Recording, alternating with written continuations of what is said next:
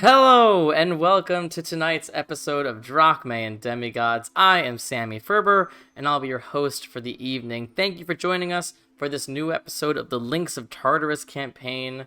Life has been exciting this past week. I got engaged this weekend, and it is our Ilmay's birthday today, our little own Elizabeth. So show Ilmay some love in chat tonight. Let's get some Ilmays in chat. And yeah, it's been a crazy whirlwind. I just got in from the airplane a couple hours ago, so I'm living my best life here. We're gonna have a great session. Oh, and my fiance is in chat. Heyo. First time you've said anything in chat as a fiance. Okay, so let's hop into the story here. Previously on Drachmae and Demigods, the Hands of Fate enjoyed their last few days of relative peace in Voltura before setting off with the Link of Themis into the dangerous mountains of the Isle of Ares in search of a long-abandoned temple in her honor. Deep in the wilderness, they met a strange collection of people, a community living in the mountains, foraging and hunting to survive. They were friendly, welcoming the party with open arms, and even asked them to stay. But our heroes continued on their journey further south, further away from civilization, further into the realm of Ares, the blood-soaked god. As we come in, it is mid-morning after you've just shared breakfast with this community and have left their people. This is your second day here in the mountains, and I would like somebody to please roll me a d20. I want to do it. Go ahead. Yay. I rolled a 13. 13. Okay. So, you find yourselves back into the steady stream of these mountains, this up and down. There's rarely any moments where you need to actually hike. It's more of just a steady incline and then a steady decline, then a steady incline. You're certainly getting a leg workout. And when you can, you find these canyons that were probably rivers at one point that have long since dried.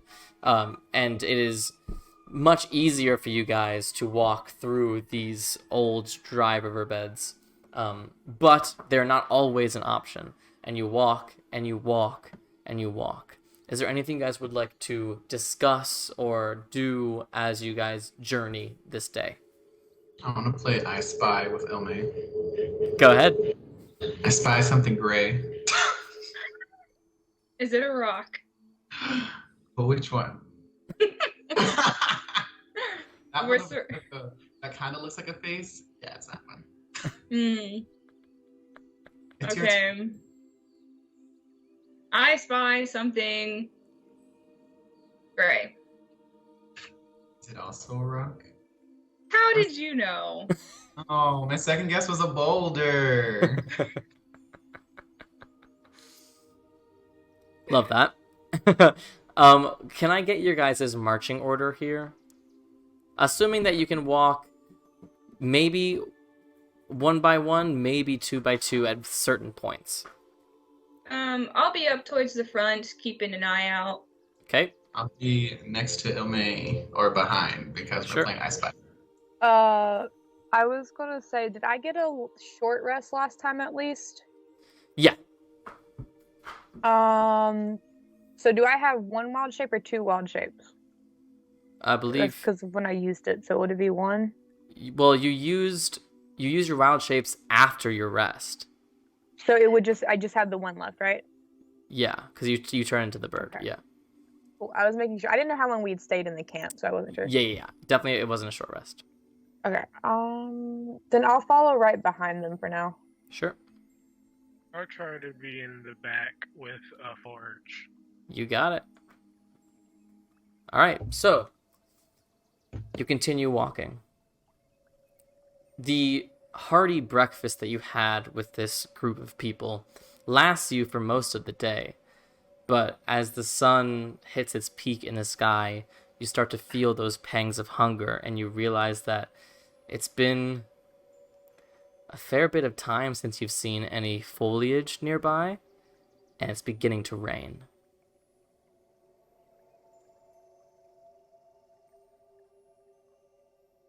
Is it gonna be like storming rain? Light rain? Make a nature check.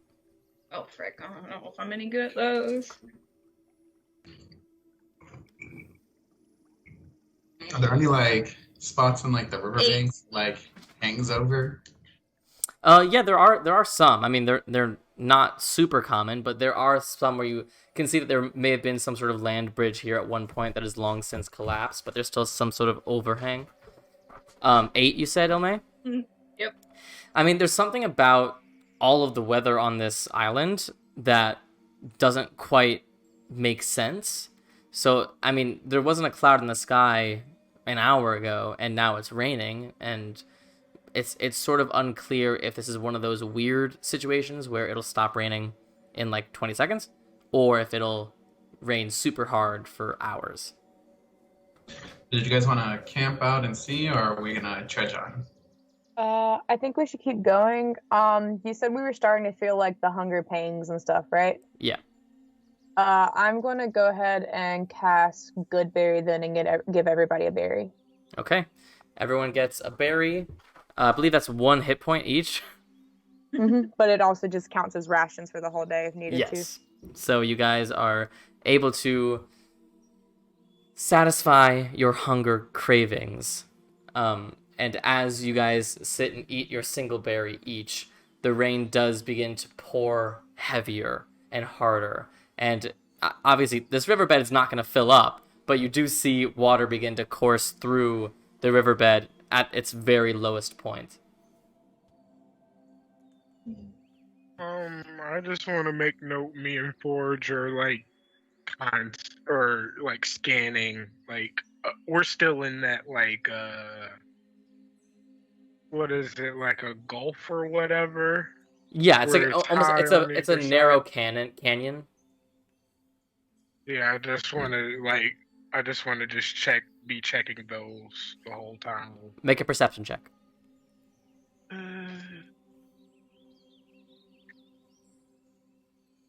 Is Forge helping? No. No, okay. He's very short. He's close to the ground. There's not much he can see from this vantage point.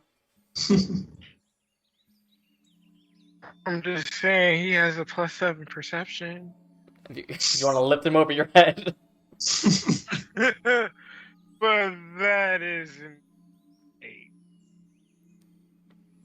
Yeah, I mean you don't see any sort of potential animals or monsters or anything like that in the nearby vicinity. You do see that you guys are at this point in the day on a relatively low point in the mountains. You see ahead of you and to either side of you these tall peaks, not terribly far away in terms of horizontal, but they ascend much higher into the sky than where you are now, and you can see water begin to come down those ridges towards this low point. Should we try to find some higher ground? I would just like Throwing it out there. Is it raining? It's not raining super hard, right? It is now starting to rain significantly hard. And I don't think I have that prepared, and I don't think it's a ritual spell. I don't think I have anything to help. Oh, it doesn't matter because it's ritual. It doesn't matter. I mean, if we do get attacked, I mean, they'll have the high ground, so we could pick a side and travel that way.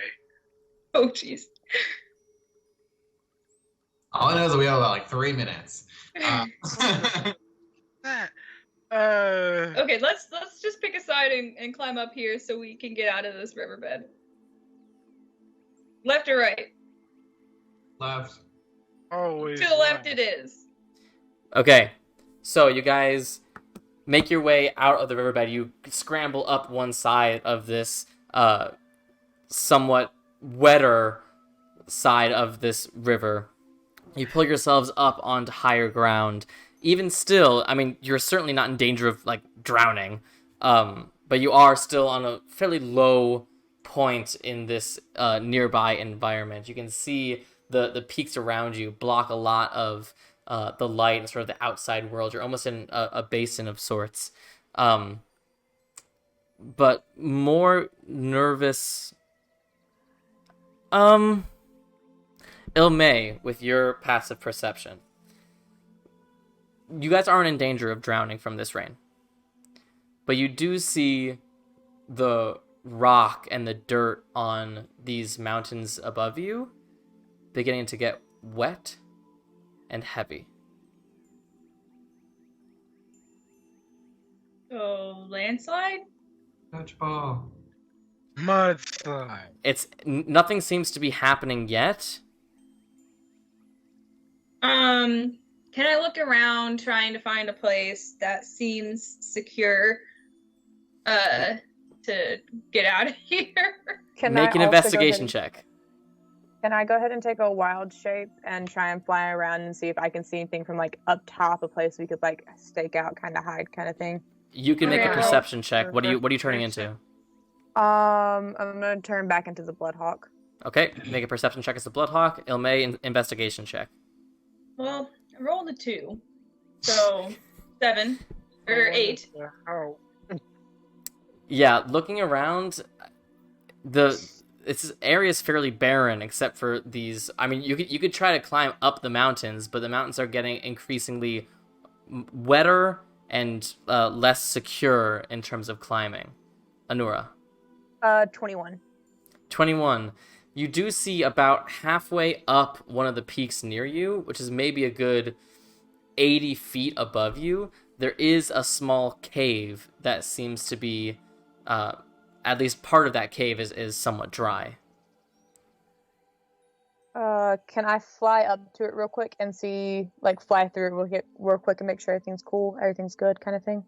Make another perception check.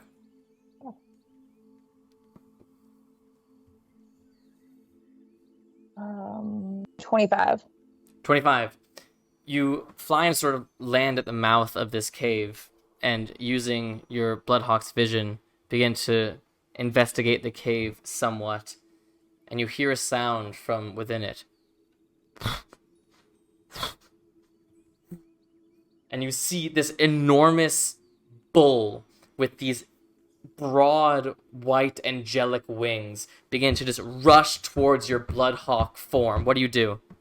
I'm flying out of the way as quickly as possible.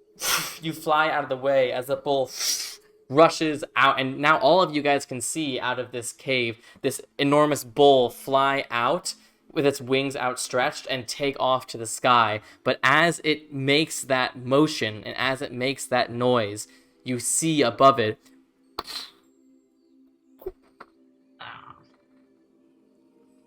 and this enormous mudslide begins to descend towards you. What are you doing? Can I shoot my grappling arrow? Go ahead. Make an attack roll. What are you trying to aim at? Something higher towards that cave. Okay. You're firing at the mudslide right now, you realize. Oh, it's at the mudslide? Oh, I thought it was away from the mudslide. Away, higher, away from the mudslide. Sure, so you see the mudslide is coming from this left, and that's where the cave is, but you turn to the mountain on your right and fire. Go ahead. Ooh, natural 20! Natural 20. With the diamond-tipped arrow, you see it go and just crack into this wet stone, but you can feel the connection strong, holding, and you now have a rope attached to it. Everybody, start climbing with this rope. I start climbing. Okay, so this is what we're going to consider an ability check challenge. So that was one successful check, Ilmay. You now have a grappling arrow stuck in a relatively drier mountain, and you and your party can begin to climb up to try to get out of the way of the mudslide. What's someone else doing? Can I drop back down and drop wild shape, and for whoever's climbing, Right. I guess for whoever's climbing right after Ilme, because Ilme's good at Dex already, I want to go ahead and cast Enhance Ability and give them Cat's Grace. All right, who's it gonna be? Whoever's climbing up right after Ilme, I guess, because they would be the first to. I'll say it's Adagio, since that's the order that we were in before. Okay. All right, so go ahead, Anura, and just give me a Wisdom check. Is it check? Yep. Okay. Hey, it's a 21. 21. Okay. So, Anura flies down and you see the bird transform back into the familiar purple tiefling. They reach out and grab you, Adagio, by the ankle as you look down and you feel the natural magic course through you and you feel yourself becoming more dexterous, more alert to your surroundings. As Anura then gets to the back to begin to climb along with the rest of your party. What's someone else doing? Me and Forge are gonna try and make it to the rope. How far are we away from it? Oh, you're there. You guys are all at the rope. Okay. Yeah, I'm gonna check to make sure Ryujin is good first. Yeah, so I'm gonna cast Control Water Okay. to try and like keep the landslide of earth and water back. I can't do anything for the earth, but if it's like mixed with water pretty well, then I should be able to do something. That's right? really interesting. Yeah, go ahead and give me a charisma check. Okay.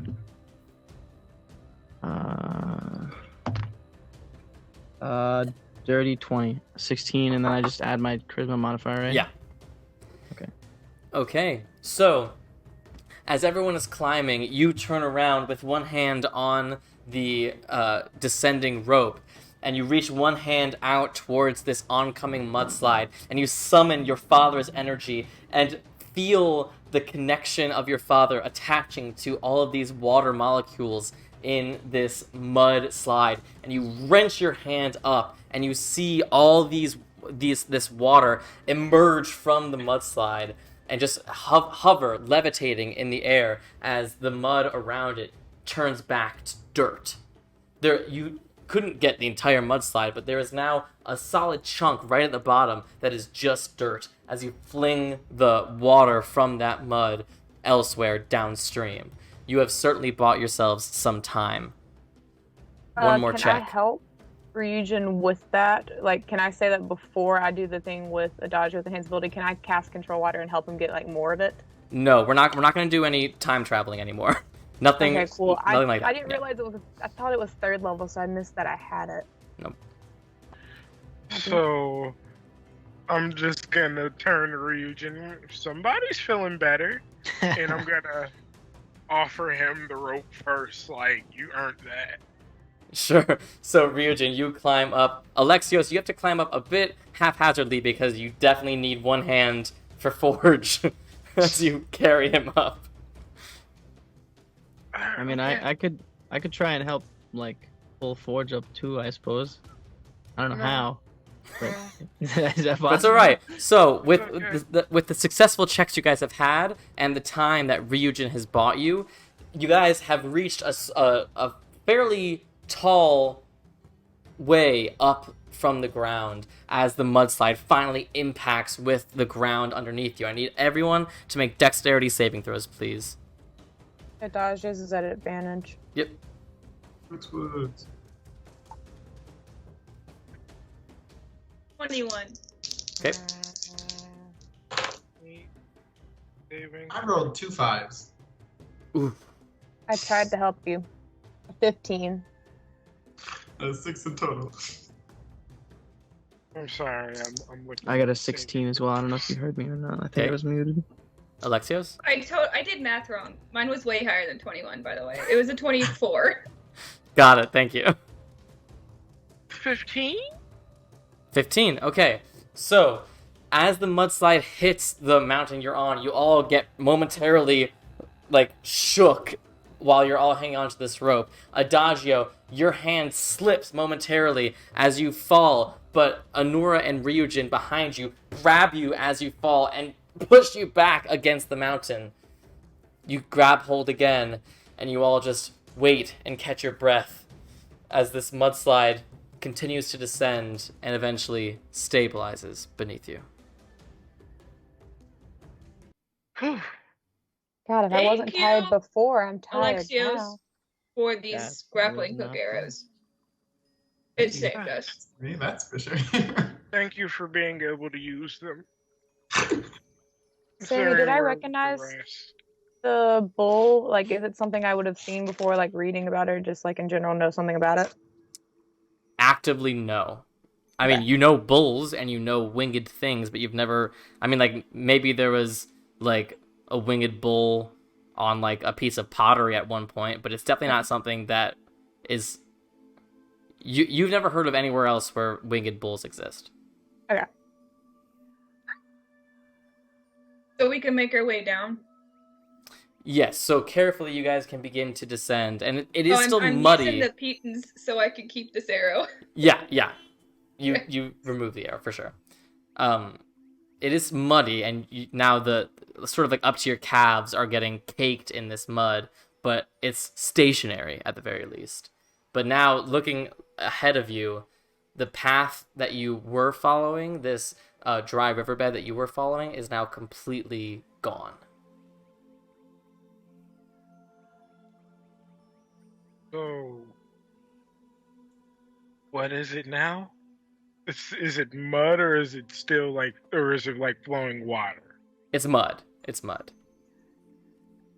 Oh, Do we Okay. see like? Can we Is it see like past the mud or mud? quicksand mud? It's not quicksand. No, it's just at this point it's just an inconvenience, and it's gonna slow your journey today. Like, I can we swim in see it? past it where it's If I like? just throw all of my fire spells at it and just like dry the mud. Cement. Yeah, I don't know if that'll help you. have spell slot. What was that, Uh, Enora? Is so like it covered up the part of the riverbed directly in front of us, but in theory, the riverbed continues past where the mudslide's at. Yeah, theoretically. But you guys are Uh, at such a low vantage point right now with high peaks all around you that from your vantage point you can't see the riverbed past this mudslide. Do I kind of remember like where in general it would have been at? Yeah, I mean it was generally heading south. You were following it guess. south. Okay, I guess we could try and just follow it based off of memory of where it's at until we get past this point. Yeah, I guess we're just gonna be going through some mud right now. Let's keep going. And I just march right through. Oh. Very All right. not very happy. But... You guys begin to trudge along much slower than you would have liked at this stage in your journey, and you hear the of just the constant moving your feet through this sludge, and it is tiring. But you make it through. It takes several hours before you get to the other side of this mudslide, but you do see this dry riverbed reach out before you. You're grateful, you're exhausted, but you still got maybe a few hours left of travel before you gotta call it a night, so you guys continue trudging along.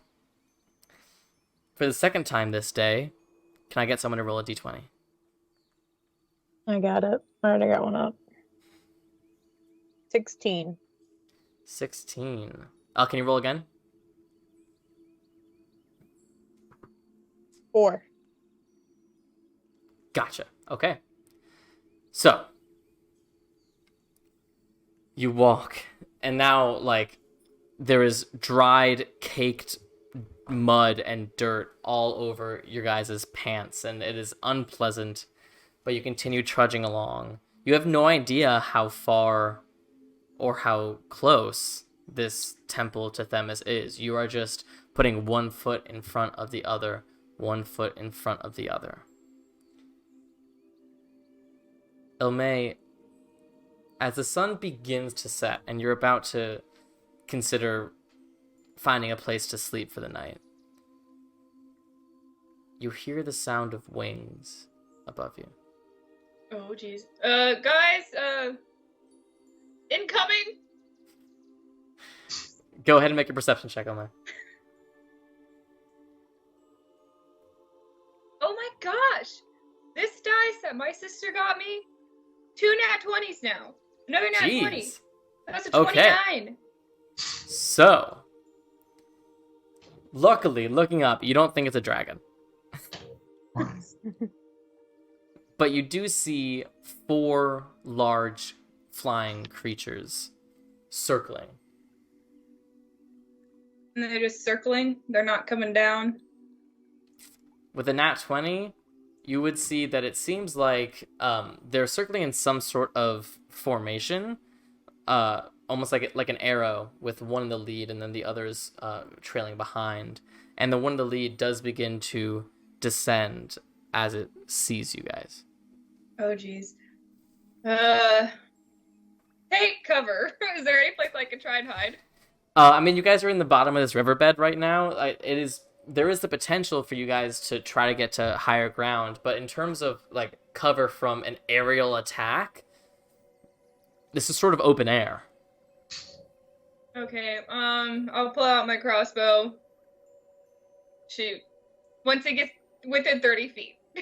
Okay, so If there it gets is within 30 there is a bit of time before that happens. Okay.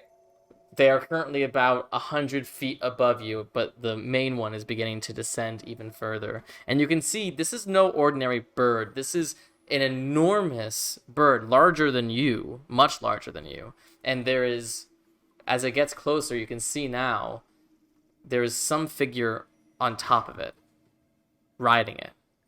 Oh, okay. And you see on the other ones, other riders on these enormous birds as well. Okay, well, then I won't shoot, but I'll have it out and, like, aim. And once Okay. they get close enough, I'll be like, what do you want? Can I go ahead then and use the ring of shooting stars and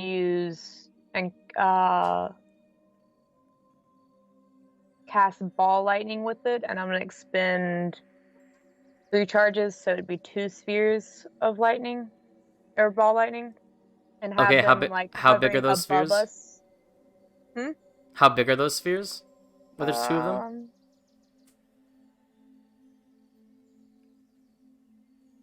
3-foot diameter spheres.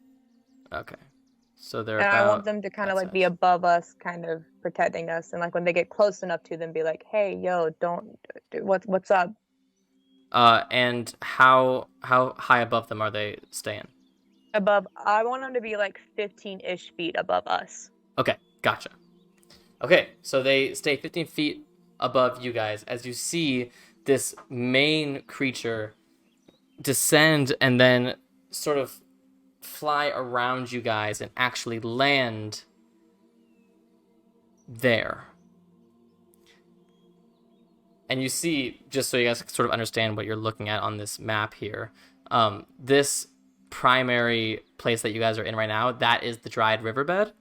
And everything beyond that is elevated about 10, 15 feet above you. But immediately after this large creature lands, the other 3 creatures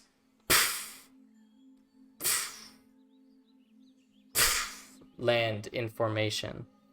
And you see the rider on this primary creature pull out what looks like some sort of axe, this enormous great axe.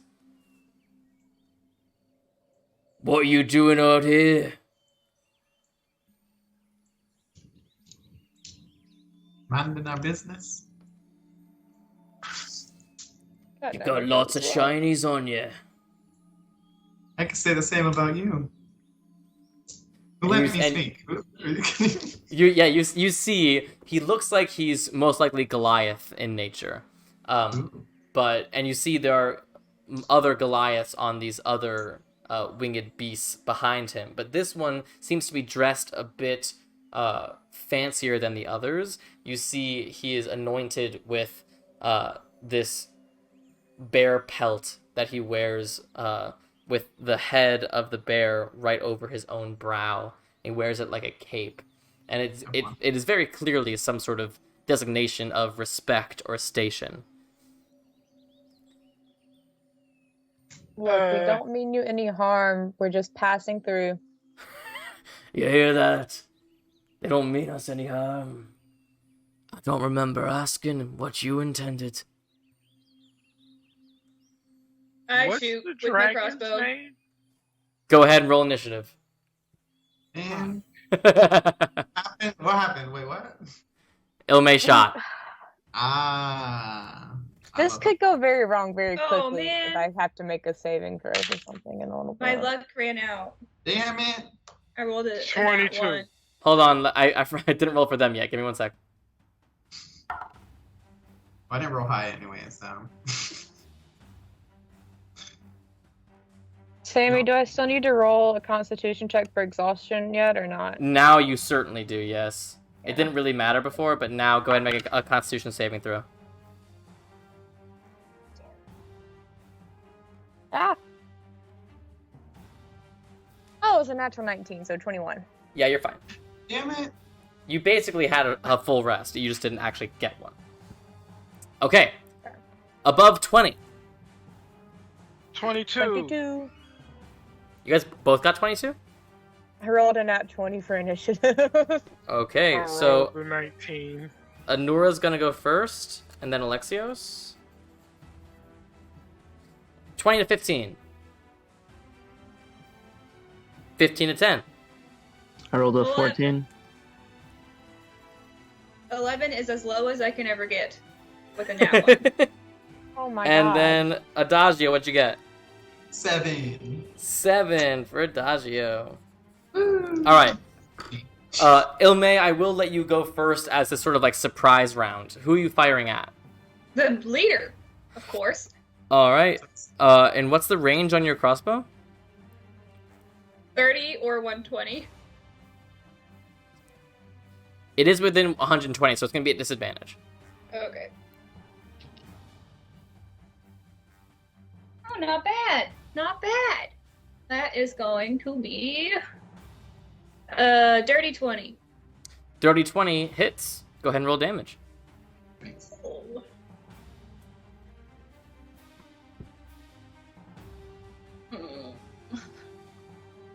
It's just 6. 6 points. Okay.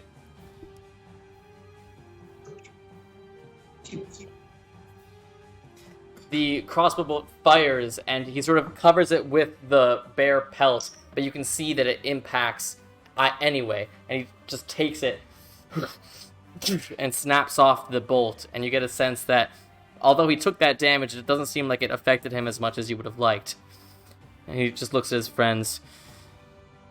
Oh, looks like we got a fight on our hands. Alright. That'll bring us to the top of the initiative round. Anura, you're up.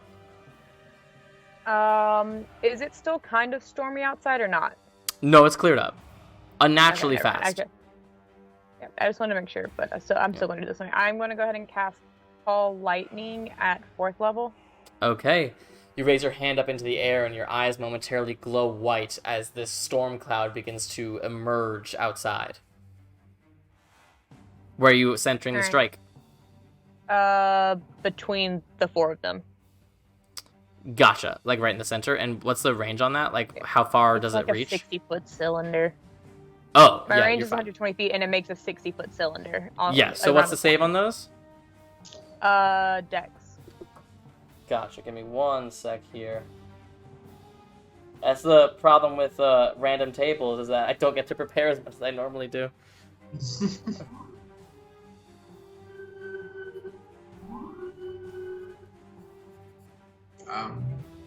Okay, here we go. Dex from all of them.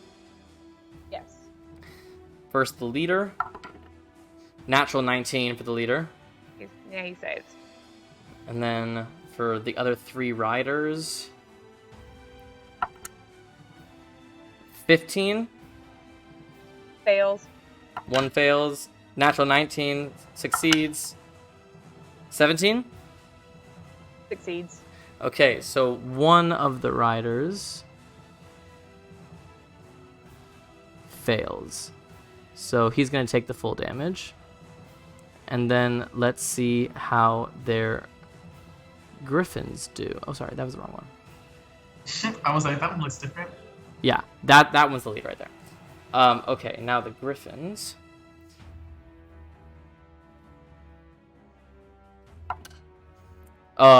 One fails. 2 fail. Natural 20 on the third. And 4th fails. So only the 3rd griffin succeeds on the save. So go ahead and roll your damage. Okay, I'm doing math. Hold up. 18. Why is math hard? 33 points of lightning damage. Whew. Okay. Let's see here. 33, you said? Mm-hmm. And everything else takes half damage? Yep. Or none? Okay. So 18? No, what is that? 16? 16. 16? Thank you. Jesus Christ, y'all. If you round down 16, yes.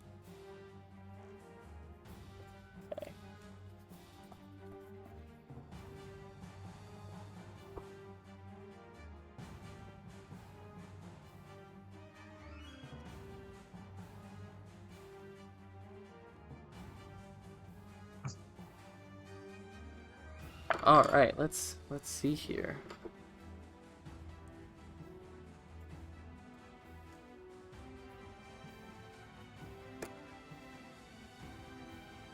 Okay, they are all fine, but they are fucking pissed as the electricity shatters through all of them. And you see some of these griffins are reacting, some of the Goliaths are reacting, and then when the strike ceases, they all look pissed and a bit singed. Anything else, Sammy. Anura? Yes. I forgot about my assassinate feature. Yup. Yes, you did. So did I. Yeah. Go ahead. So, do you remember what that? Because it was disadvantage, Give me. but it one should have just been second. advantage. Yeah, I think so. Oops. So just go ahead and make another roll. I mean, you hit anyway, didn't you? Yeah, I hit anyway. So that's fine. But Just go it ahead and takes a add crit if it's sneak a crit. attack. Yeah, Yeah. it's a crit Yeah. if I hit it. So, Yeah. So That means I redo double. the damage. Redo the damage plus sneak attack. Thank you for reminding but me. it's doubled because it's a critical. Yes. Hold on. 1 second. That's a lot of dice. Nice.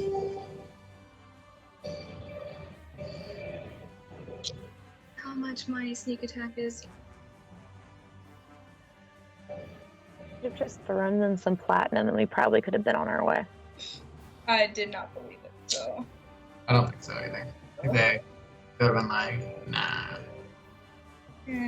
What shiny things can you throw at them? I mean, I feel like they were looking at shiny things on our persons, so they probably would have been like, nah, I want that and that and that and that. Did we get any of the diamonds from the one smoke? Did we forget to?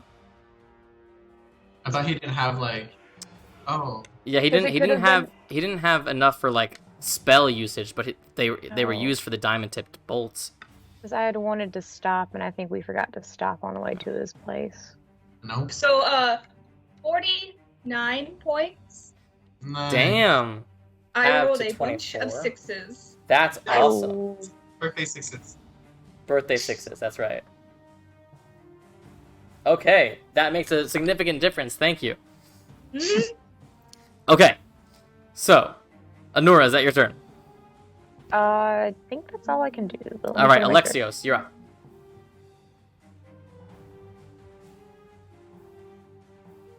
Alexios? Um, Oh, can you hear me now? Yeah. Okay. What is the name for the long gun in like inventory? It's the I'm musket. searching. Oh, okay, so I got that. I want to move.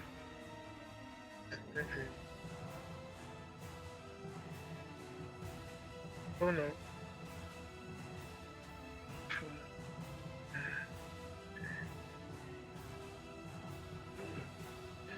Oh shit, Sammy, can I move the balls of lightning? I didn't realize I could move them as a bonus action. I thought it was an action.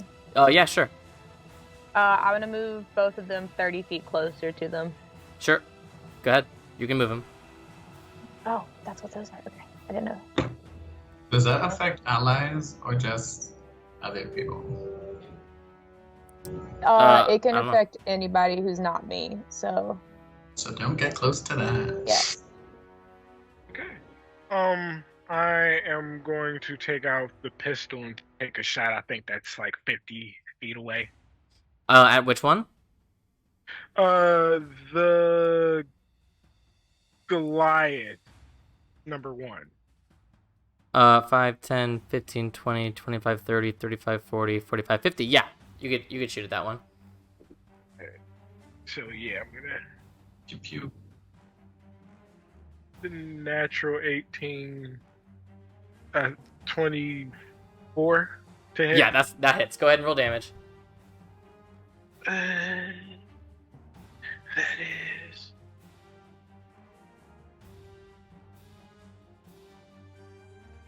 I forgot what it was plus. I think that's a plus.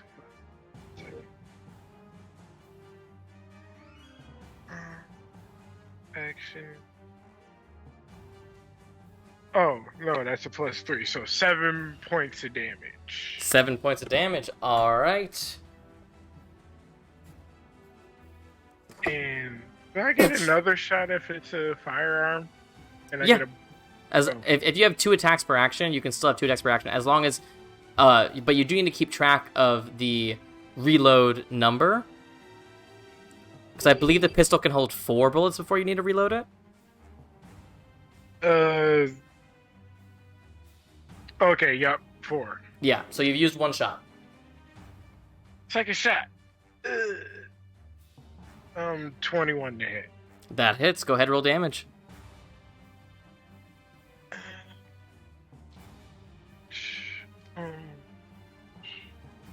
10 points of damage. 10 points of damage. All right. You fire 2 pistol shots. And this Goliath truly does not know what hits him. And the leader looks around. Oh, what is that? Anything else, Alexios? The explosive property on this thing, on the weapon, is that if sorry, it misfires? No, sorry. That's it's sort of confusing how it works. It's giving you a list of properties that guns can have, but the explosive attribute is not on either of these guns. Gotcha. But there are some guns that will have the explosive attribute, and that's what it means. Okay. Yeah. It is in a very confusing way, though. And All right, is that your turn, Alexios? I am going to move Forge up next to me. Go ahead. If it will work. Is it not working? There it is. There we are. Cool. And yeah, I'm done. All right. That brings us to the leader, who is going to kick his heels into his steed as they shoot up into the air. Let's see.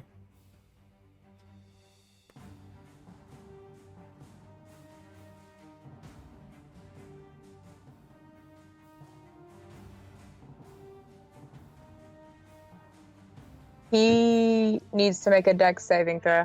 Hold on. How big is the radius on that? If it comes within 5 feet of them. Yeah, he's above it. Oh, so he's flying above it? Like, how far above it? Because I had him 15 feet up in the air. He's 40 feet in the air. Okay. Yeah. He's 40 feet in the air, and he's moved 40 feet, so that's his entire movement. And you see, Alexios, you see this Goliath leader reach behind him and pull an enormous javelin out of a quiver on his back and chuck it at you. At disadvantage, Why? Forge's reaction. Nice. Oof. That was... math? Hold on. That was a 22 to hit? Or sorry. I took the higher. Way lower. That's a natural 2. That's not going to hit. Second attack. Natural 1. All right.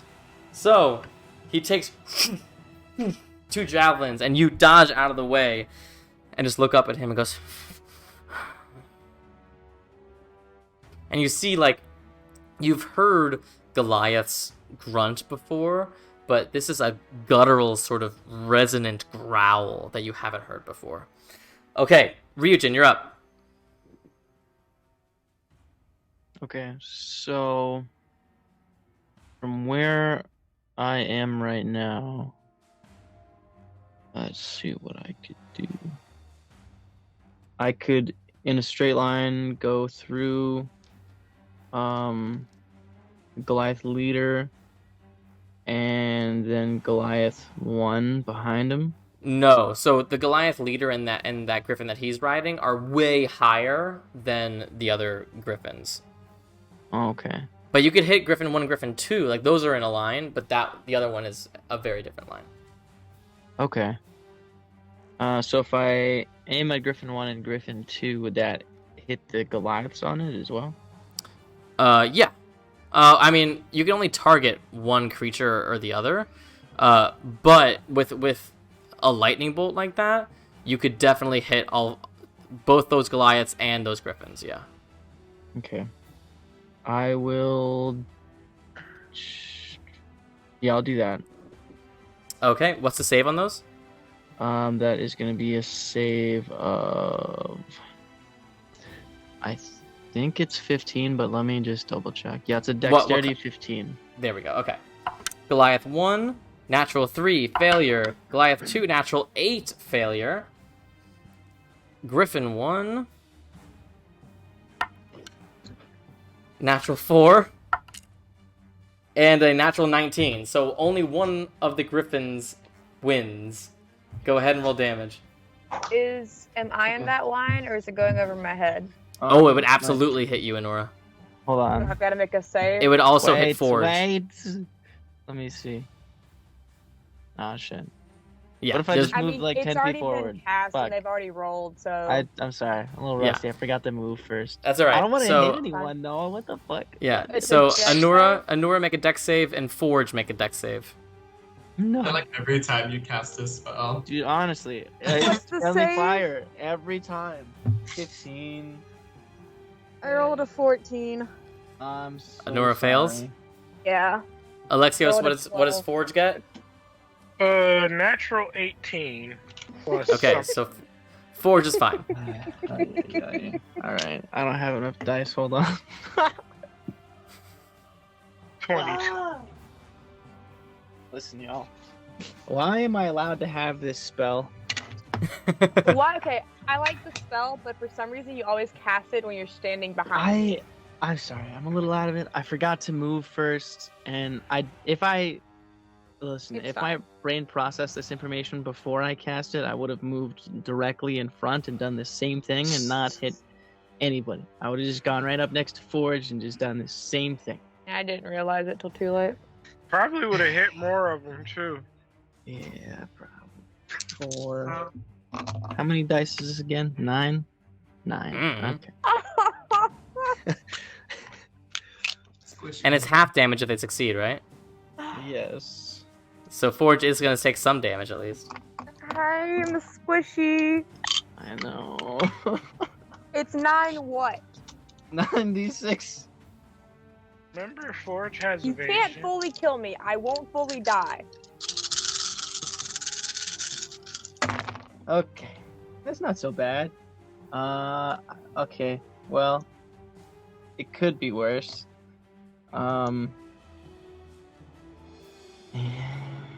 Just 20. do damage.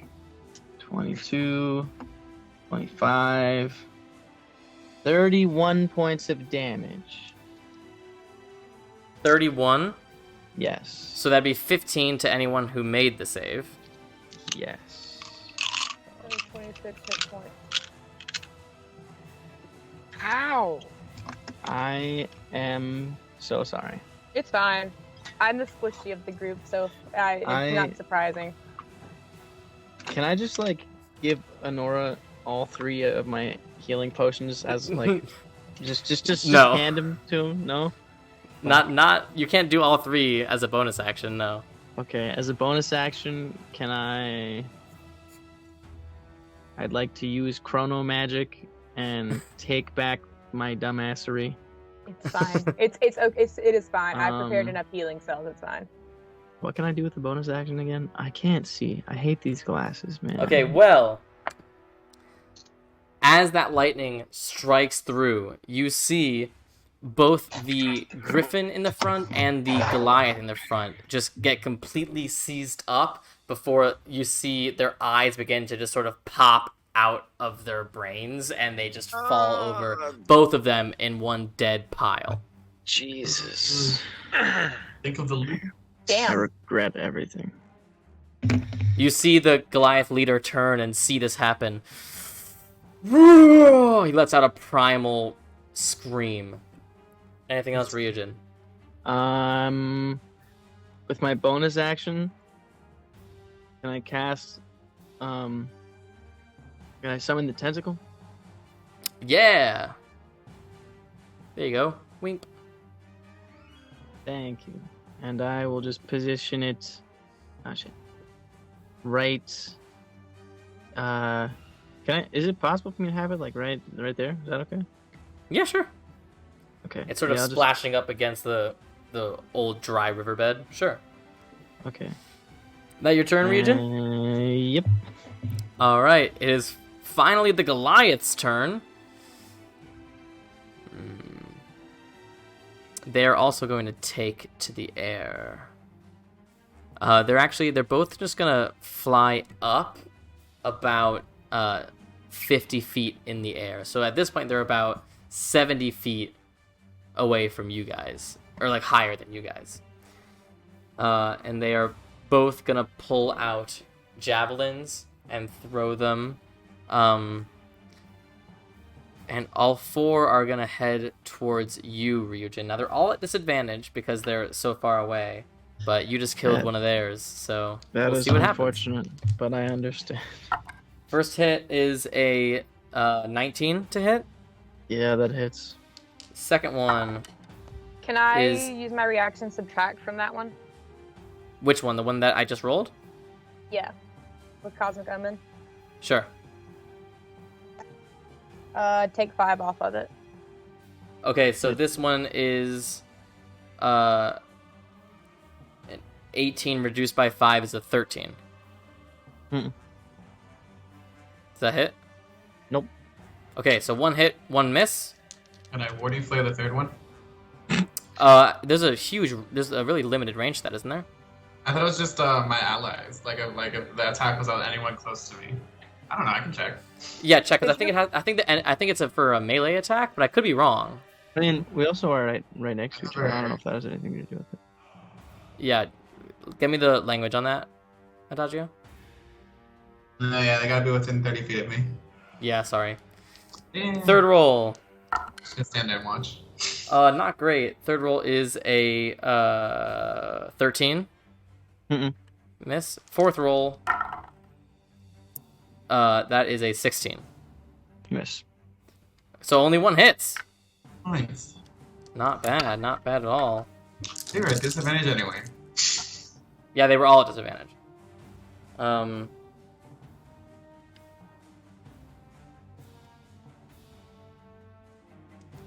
17 points of piercing damage from that one javelin.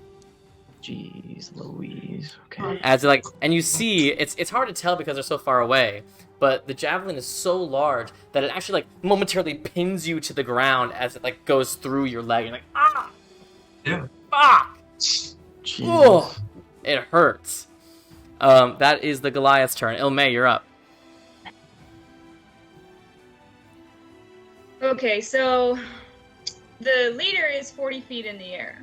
Correct. Right? So not anything I do is going to be a disadvantage. Right? Unless you have a range of 40 or more, yeah. Yeah, okay. Well, and I'll steady aim and shoot my crossbow at the leader to give me a normal roll. Because it's 120 is the longer range. Oh yeah, you're good. You're good. Okay. Normal roll.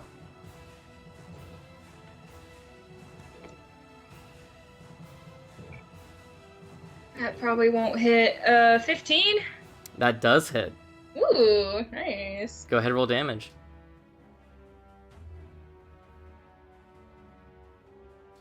Nine points of piercing.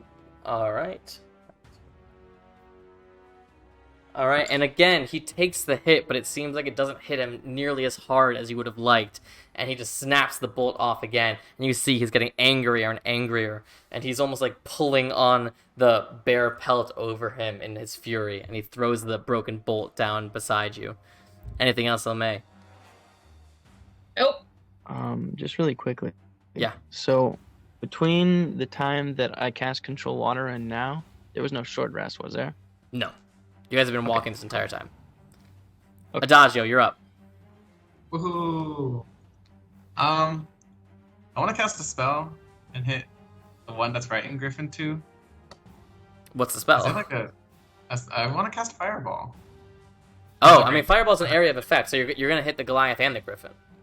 And then the other one is about 20 feet away, so would it also hit him, even though they're both in the air? Let me see the... Let me look at the spell here. It's a 20-foot radius, so yeah, they would definitely both hit. Aha, then yes. Then yes, I will in fact Okay, so be they up. each need to make a dex save? Yes. Alright, so... First, the Goliaths. Number 1 is a 10. That failed. Sure. Number 2 is a 14. 14 is what you needed. Okay, so 1 fails, 1 succeeds. Now the Griffins... Right up with it. Fail. Fail. So both the Griffins fail, 1 Goliath succeeds. If the Griffins die, will they just like fall over and take bludgeoning? When the Griffins die, the Goliaths will immediately begin to fall, yeah. Ah, I hope they do. Well, sorry Griffins, R.I.P. you. Okay, that's a couple 6s. 17, 25, 28, and I had to roll 1 more because I only had 7. 28 plus 6, so 34 points of damage? 34 points of fire. Yeah. Alright. Who says you can't cast Fireball without hurting everyone else? So that'd be 17 if it's halved. Okay.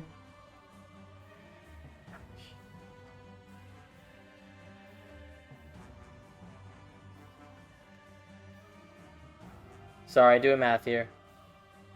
That was a lot.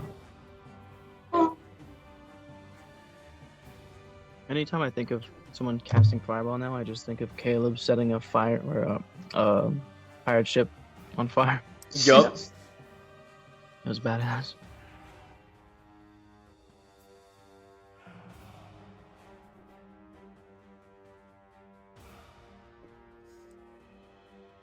Okay, so... Wow, this is still working out fairly well. That the second Griffin and the second Goliath erupt in flames, and they both fall back to the earth with a resounding thud as you hear the crackling of their bones. Both the third Goliath and the third Griffin are looking hurt as hell, but are both staying in the air. Should have moved right here. That's it. Not a problem. Anura, you're up. How does Griffin 4 and the Goliath leader look?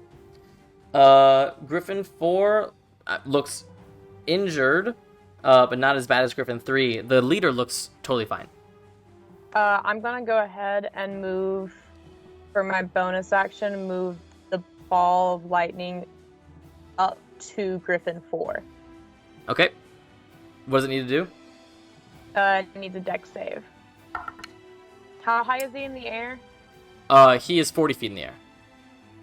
And they were already 15 feet in the air, so... This one can also, so he needs to do it for both of them, because both of them can get to him then. Alright. He fails both. Unless, I mean, what's the save? 15. Yeah, he fails both. Okay, so he takes 10d4 lightning damage. Jesus Christ! 10d4? So it's 5d4 per ball, and he failed both, so... Gotcha.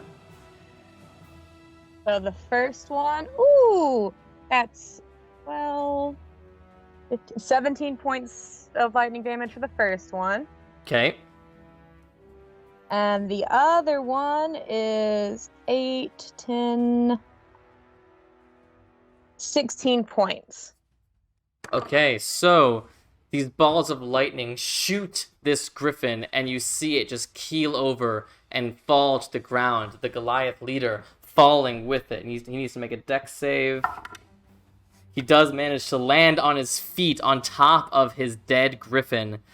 Ugh. He only takes... Let's see, he was at 40 feet up, so that's 36. Okay. He takes barely any damage as he lands superhero landing style and just looks up at you all. Anything else, Anora?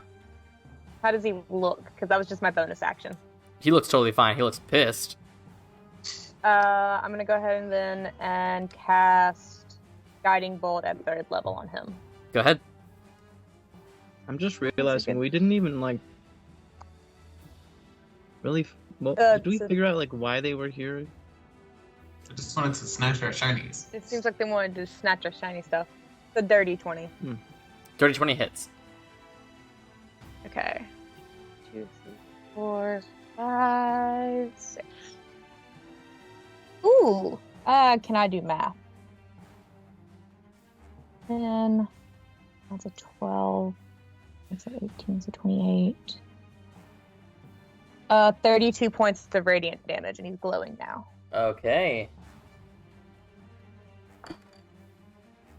That certainly blasts him, and it seems to do a much more efficient job than the bolts that Ilmay was throwing his way. But he still looks fine. He just looks pissed. Anything else, Anora? I'm going to move behind this. Sure. You move behind this sort of rock pillar. Like, Alexios, you're up. So I am going to move about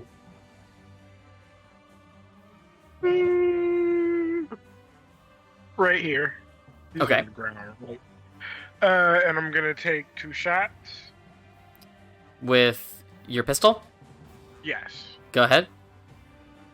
Is that at advantage? Why? Oh, yes, the Did first it just shot get is. hit with a guiding bolt. The first shot is with advantage. Okay. 25. That hits. 13 points of damage on the first one. Okay. It does seem to not do as much as you would have hoped. Maybe it's just that it's a non-lethal round, maybe? How much was the total? 13. 13. Thank you. The second one is 18 to hit. That hits. And that was just a straight roll, right? Yes. Okay, go ahead. 8 points of damage. Alright. And I am going to send Forge to attack also. Okay. Go ahead and you can have him bite him. It's not moving for me on elbow. Yeah. Y'all know what I mean. Natural 17. That Hit. hits. Go ahead, roll damage.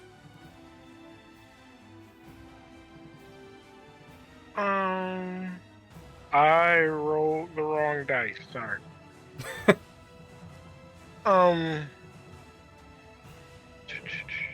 So 11 points of force damage. Okay. That does seem to do the trick, similar to the guiding bolt. He just sort of kicks this dragon dog off of him. Anything else, Alexios? Nope. Just gonna yell, "Bring it!" Alright, and you are now out of bullets in your pistol. Yes, I have to reload. Yeah, and do make sure, especially with the guns, make sure that you're marking your inventory. So you can mark off 4 pistol bullets as well. All right, that brings us to the leader.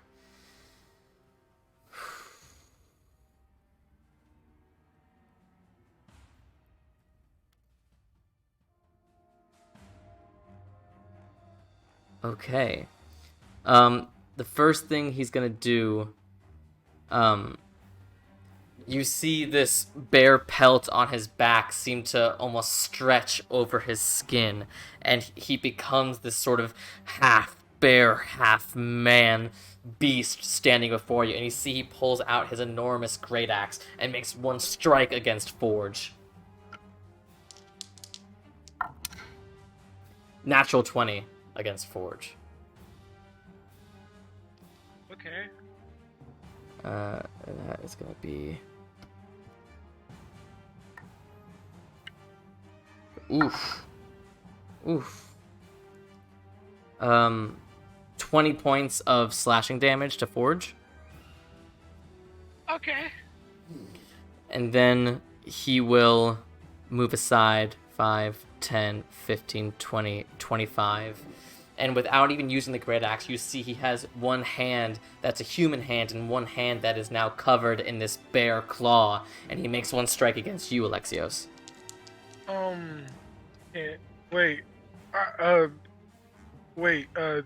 Attack opportunity. That's the word. From Forge? Yeah, go ahead. And then can I warding flare his attack? Now that he's within, or is it? I really Yeah, how close does your ally need to be? yeah. That's 21. 21 hits.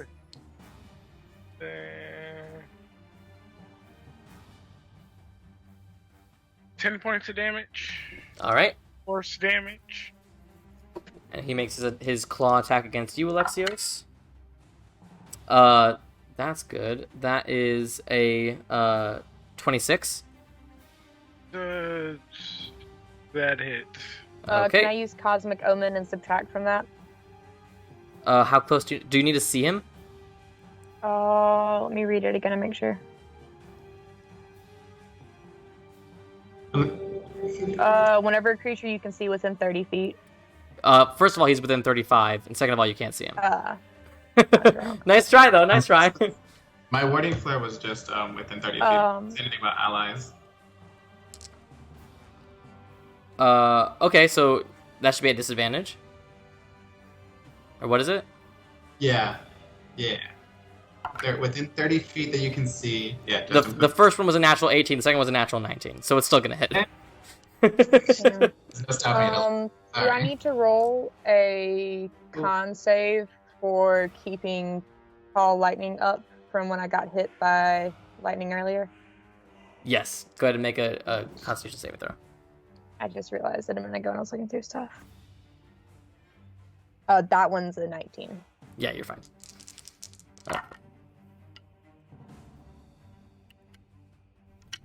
Not great damage.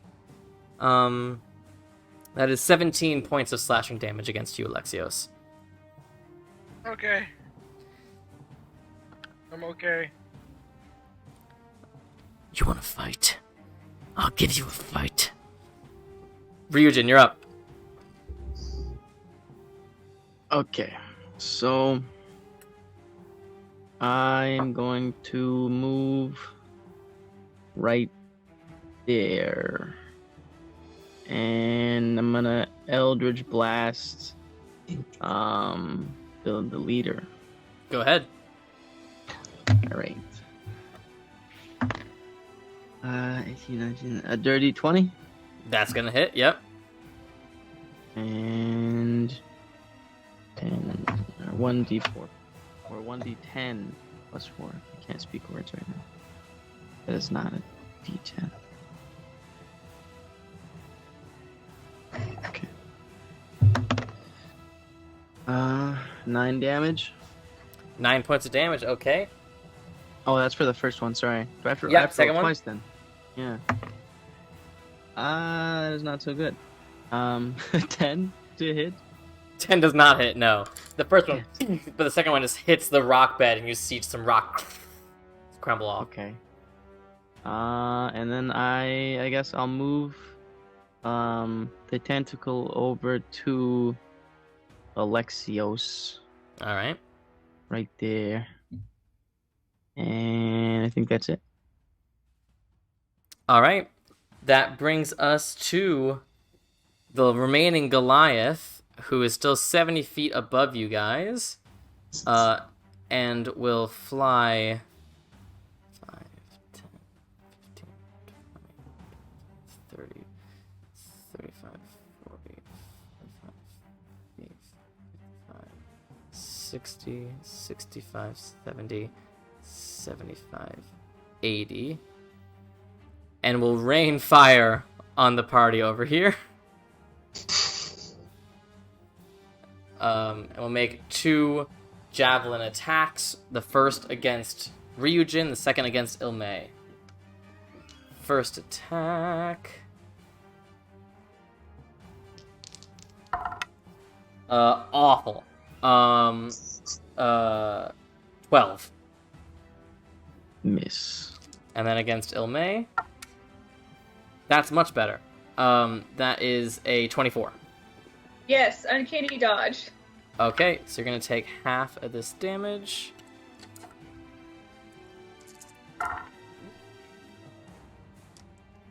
So you're going to take 6 points of damage instead of 13. As this javelin hits you and you just feel the wind get knocked out of you. Alright. That brings us to you, Ilmei. Okay. I shall move. And they're like way above us, so if I like move past, they can't get an opportunity attack. Correct, yeah. They're Okay. 70 feet above you. Okay, cool. Cool. So 5, 10, 15, 20. Okay. Boop. Pull out my rapier and attack with advantage. Go ahead.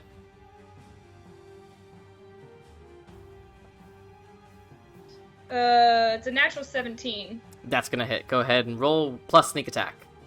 Yay!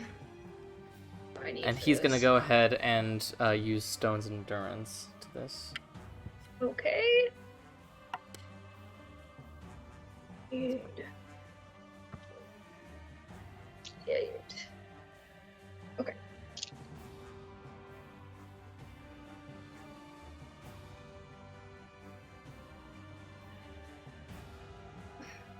That 5, 9, 10, 11, 17 piercing and 3 poison, acid. What is this? Acid. Yeah. Okay. Wow. That was a good Stone's Endurance. So, after hitting him with these bolts, they don't seem to do a ton of damage. You finally get a good hit on him with the rapier, and it doesn't seem like it does a lot of damage. Why? Yeah, he reduced almost all of that damage. He reduced 14 of that damage. I'm so annoyed. So sorry, Elme. Anything else? Oh, I'm going to disengage, Okay, and I have 10 more feet, so I'm dead. you got it. I used 30, so You here we got go. it. Adagio, you're up. I'm gonna cast Scorching Wraith, a little blasting at the Griffin specific. Okay. Those are attack rolls, right? Yeah. Go ahead. I'll make them. But they're all +6, so hopefully. That's okay. Well, the first one is 22, the second one is 23, and then the last one is an 8. So 2 of them hit. Yeah. Okay. 2d6 per 20.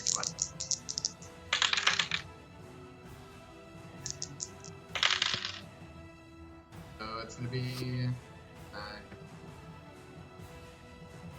12, 14 points of fire. 14 points of fire total. Yes. All right.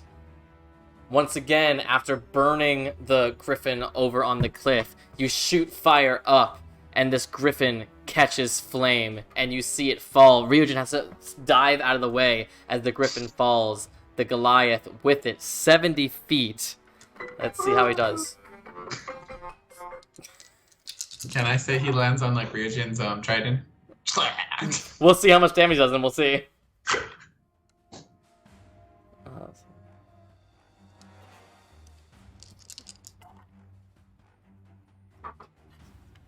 Let's see if he makes his deck save. He doesn't. He is still up. He is walking away from the griffin.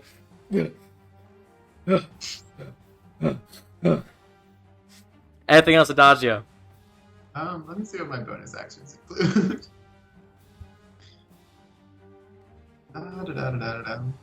Well, nope. I'm just gonna walk this way because I kind of want to attack this leader dude, but not be close to him. I'm done.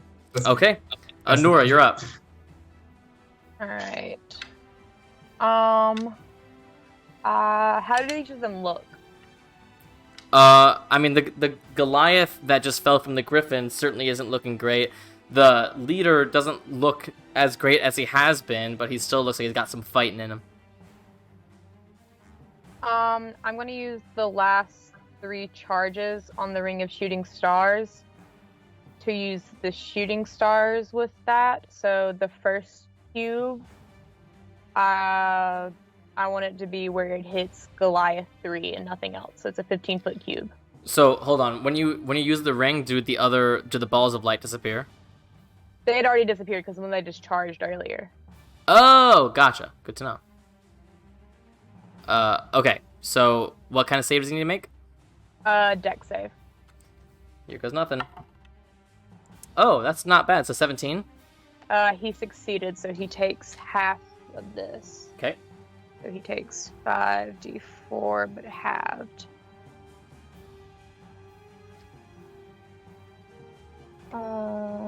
8, 12, 15, 18. So he takes 9 points of fire damage. Okay. For that one. So that's the first of it. And then the second one also hits him, so he needs another deck save. That is an 11. He failed, so Okay. Takes the full damage. 3, 4, 5. 4, 8, 10, 13, 15 points of fire damage. Oof. So with that second shooting star, you see this injured Goliath is pulling out his great axe to strike at Ryujin, but the first one hits him and knocks him off balance. The second one, poof, knocks him to the ground. Is he Dead. dead? Okay, Yeah. and then the third one will hit the other one. Do you have to see him? I mean, I can move or I can. Go ahead and move. Let's do that. Because that would have been, if I had moved, I could still see either of them for what it was. Yeah, sure, you're good. Okay, so he needs to also make a dex save. That is a 17. He passes, but he still takes half. 4, 6, 9, 12, 14. 14 halves, so 7 points of fire damage for him. Okay. He takes it. He's looking around at his fallen friends and steeds. Anything else, Anura? And then as a bonus action, I'm going to take a health potion. Go ahead. 2d4 plus 2. I need that. And if I could not drop my d4s, it'd be nice. So 9. Alright, you heal 9 points of hit points. Alexios, you're up. Okay. So I can't see. Who's the last one still up? Just the leader, right in front of you. He's right in front of me, and Forge is still back where he was. Yeah, he's like 20 feet away from you. Okay, so I can't move, but I'm gonna reload right there. Start to Sure. You reload. use one of your attacks to reload. And I guess I'm gonna use Forge to like come up behind him and attack him if he's still facing me. Would that still be advantage? Like flanking? Yeah, I'd say so. But if you are not using your own attack action, then reloading is your action. Okay, yeah. Yeah, cool. I'm gonna reload as my action and then send Forge at him. Go ahead. 17 to hit. 17 hits. Go ahead, roll damage.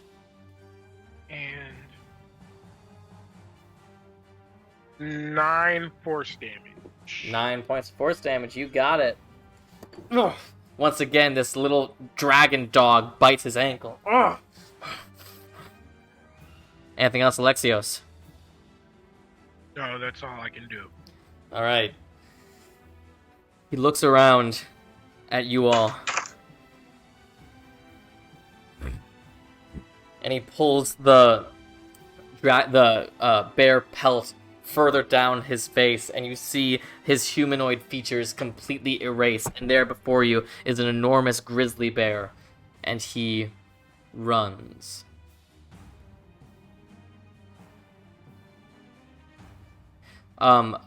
Alexios and Forge would both have attacks of opportunity.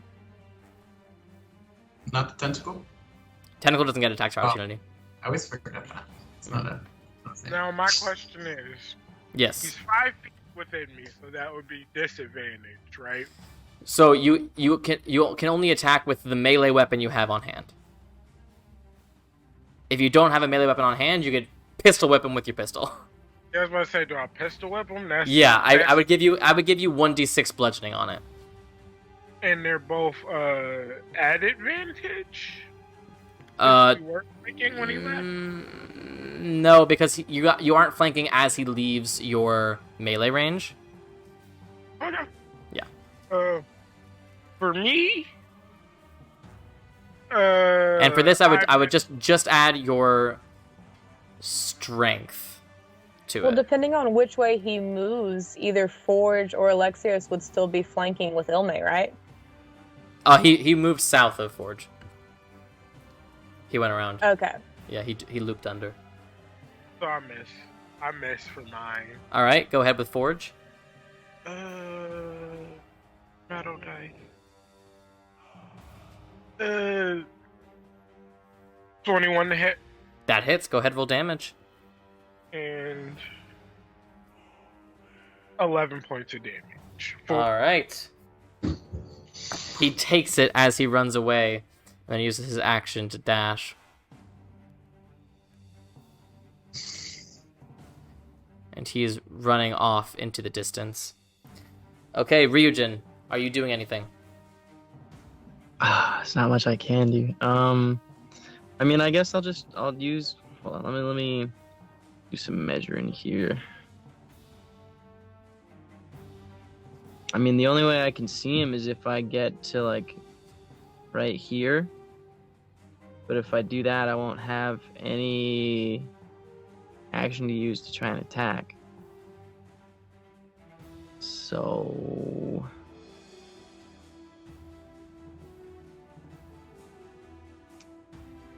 no, I will stay put. All right. And give Honora a healing potion because I feel bad for accidentally shooting them. Sure. It's So okay. you hand her a common potion of healing? Yes. You got it. You can remove that from your inventory. Honora, you can add one to your inventory. Ilme, are you doing anything?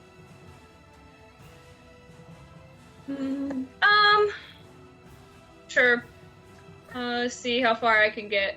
5, 10, 15, 20, 25, 30, 35, 40. Bonus action, dash, get up on them, and Okay. I'll attack with my rapier. Go ahead. Ooh. No, oh, if I no. hit him, I have to worry about hitting you. I don't think that's gonna hit. It's 12. 12 does not hit, no. Almost, actually, but no. Dang, man. So you yeah. run up, and he just in his bare form. Well, that's it. I'm up All here right. now. Adagio, you doing anything? Let's see. I think I can move up to 30 feet. That's the farthest 30 feet. Right here. Ugh. But I can't see him from there, right? Can I just casually toss? Like, You can a see. fireball You can here? see. You can casually. I mean, you know that you saw Ilmay just disappear around that corner. Yeah, but if I toss it like a little further, like if I toss it like 15 feet further, I know it would hit Ilme. It's fine. I have evasion now, I think. Don't I? I just like, Or is Yeah, that- yeah, you Yeah, do. so- It would be a blind shot, Adagio. I want to do it anyway. Okay, so you just flick your fireball over the ridge here. Ilmay, I do need you to make a dexterity saving throw. Got you. But the leader does fail. Nice. I got a 19, Yeah, you passed. so I don't. So you take no damage. Yeah, I was like, I take no damage. Yeah. Oh. Yeah, that's why I was like, it's fine. Yay, look at all those sixes. 18, 24, another 4, 28, and then I have to reroll one of these because I don't have enough dice. That's a 3, so 31 points of fire damage. Take your moment, Adagio. Yes! I can't see it, but I'm a feel it in like the bones of my. It'll be Yeah. like Apollo, take the aim. Woo! Basketball hoop, like throw my fireball. Alley-oop. You just hear this explosion behind the ridge, and you hear the roar of this pained bear, and then silence. And then Ilmay walks out, slightly singed, like, what the fuck? You're lucky that I have fast reflexes. But it does seem, for the moment, that the danger has passed. Loot the bodies. Yeah, can I go Yeah. up to the leader and start investigating his body? Make an investigation check. I'm supposed Alexios. to- Nice sound. Alexios, you Okay. hear a voice in your head. But he's not here. He's not here. He had to leave. His laptop froze. Fuck! Never mind. He hears nothing. Nothing. Okay, let's search Um, dead bodies. I Search got While this is a happening- dirty 20 investigation. Okay, you do see the, he hasn't, you think it's odd, Oh, there he is. but he hasn't converted out of his bear form in death. So, it's just a bear in front of you. Oh man. Oh man, so I can't like take that pelt off of him? I mean, you could skin him if you want. Oh God, no. No. Can I walk up to Ilme Can I and just like wait and see if he eventually turns back? Sure, I you was can gonna wait there. cast detect magic and then walk around their group of people. So do I see anything over him when like I walk up to this like now regular bear? No. I mean, none of the stuff on him is magical. It just looks like a bear. I just want to know if he turned into a bear.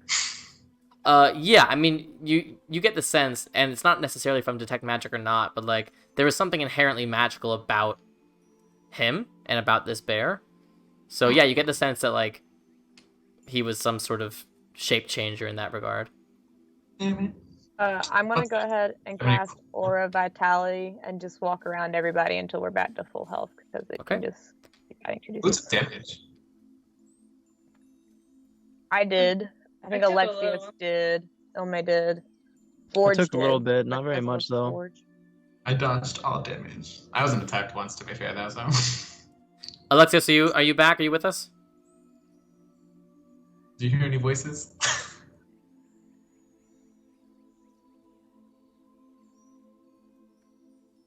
Alex frozen. Is that a yes or a no? I think he's still frozen. Love Yeah, that. you- Cool. So,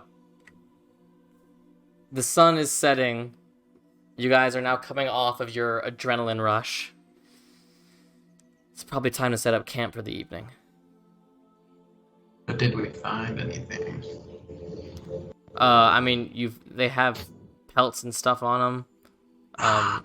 You get the sense that these people didn't particularly have interest or need for money, but they do have shiny things on them.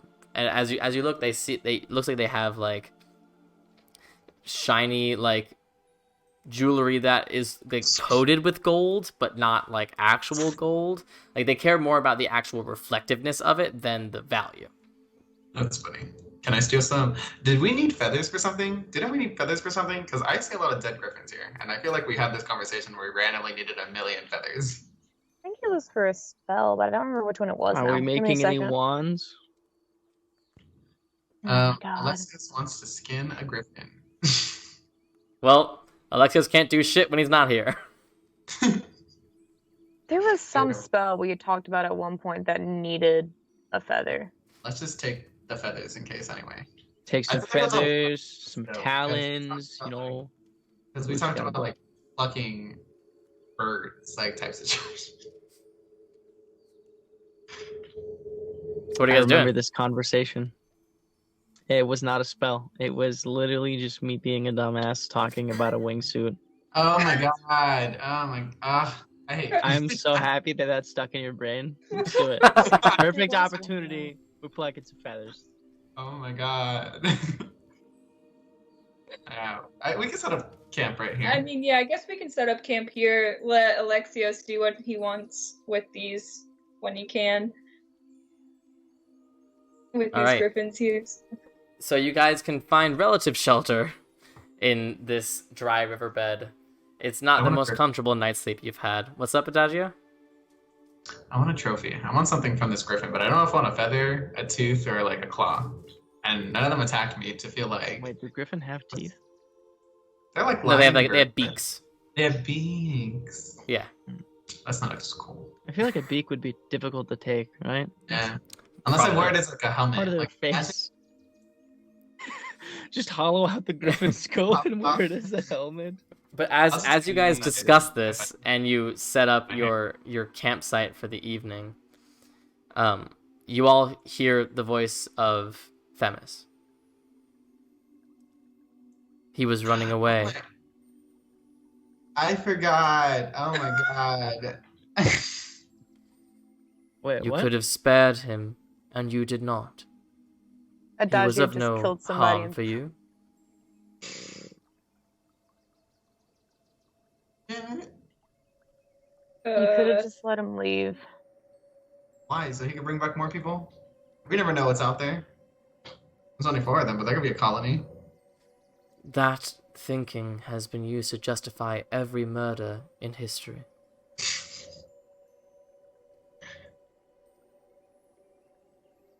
Can I go and like find a place where I can kind of like lay his body to rest? I guess since he hasn't really disappeared, like Yeah, almost I mean, buried them.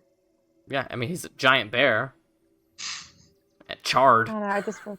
I feel like it'd just be nice to kind of like try and bury them real quick. Yeah, I mean, the rock here is tough, harsh. So you wouldn't be able to make a necessarily deep grave, but you can make a shallow grave. Well, I mean, like if nothing else, kind of like move rocks around to make almost like a tomb over him, kind of thing, like have him covered in rocks. kind of Sure, thing. yeah. Honora takes rocks and just begins one by one placing them around this bare body. And it'll take you an hour or so, but you can eventually cover this body in rocks.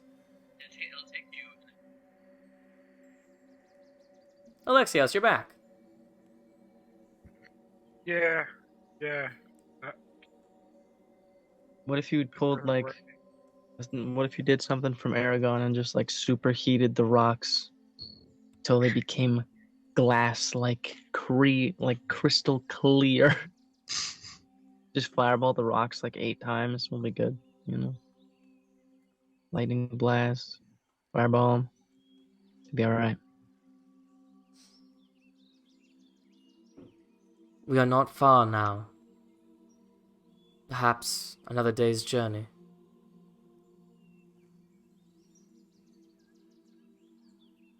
All right. Well, I'm gonna sleep as far away from Alexios as possible.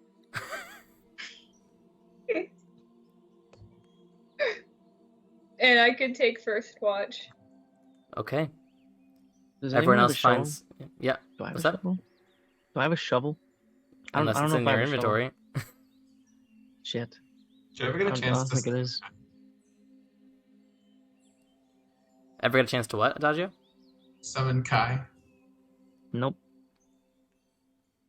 I did not. I'm a little out of the loop on a couple things that I will have to continue watching last week's episode on, but you know, it's fine. All right. So I you don't all have find a shovel. you but don't I have a shovel. shield. No. Fuck. I'm just moving dirt, making a little foxhole to sleep in. It's Oh my more God. rock than dirt in this area. Okay. You know. You all make yourselves as comfortable as possible as Ilme takes the first watch. Ilme, is there anything in particular you'd like to do on your watch? I'm still keeping. Oh well, never mind. Nora buried them. I was like, so want to see if it's still there. Yeah, I mean, it seems like he's gonna stay a bear. Nah, I'm just gonna keep an eye out down the riverbed and just watch. All right, go ahead and make a perception check.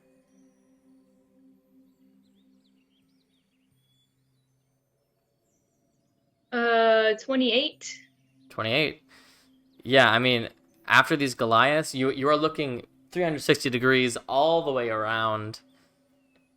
You're not seeing anything that seems particularly threatening. And again, it's sort of a hard line to draw here on the Isle because there are constantly the sounds of animals and battles happening and all that sort of things, but nothing seems to be directly affecting you at this moment. Who would you like to wake up for the second shift? I'll do Anora. All right. Anura, you are awoken by Ilme to take the second watch tonight. Is there anything you'd like to do? Alright. I'm just gonna get the statue out and just kind of talk and pray a little bit. Sure. Not a problem. Anything in particular? Nah. You got it. You're just sending words up to Olympus, hoping they get heard. Go ahead and make a perception check.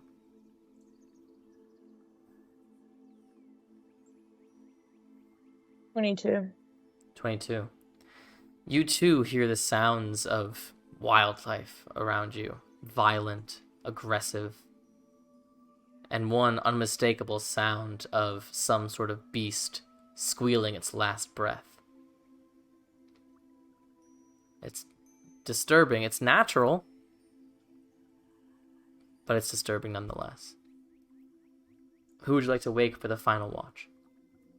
I'll wake Ryujin since he didn't get to do last time. All right. Okay. Ryujin, anything you'd like to do on your watch? I like to summon Kai, if possible. I think that is not something you can do while resting. Shit. It'll have to be something Okay. you do like once you're. It's a bit too active to cast a spell. Okay. Yeah, sorry. Then I'll just keep an eye out, and I guess if I still am reading the book, I'll, kind of do that. Yeah. Speaking of, how many more days do you have to read that book? Well, because of last week, I'm not really sure where I left off before last week. I was at 27 hours. And we can say for the last 2 days of downtime, you spent 10 hours each of those days, so that'd be 20 hours. Okay, so then I would have finished the book. Because it's no, never mind. Is it 4 days or is it 40 hours? I can't remember. Hold on. You tell me. Let me look here.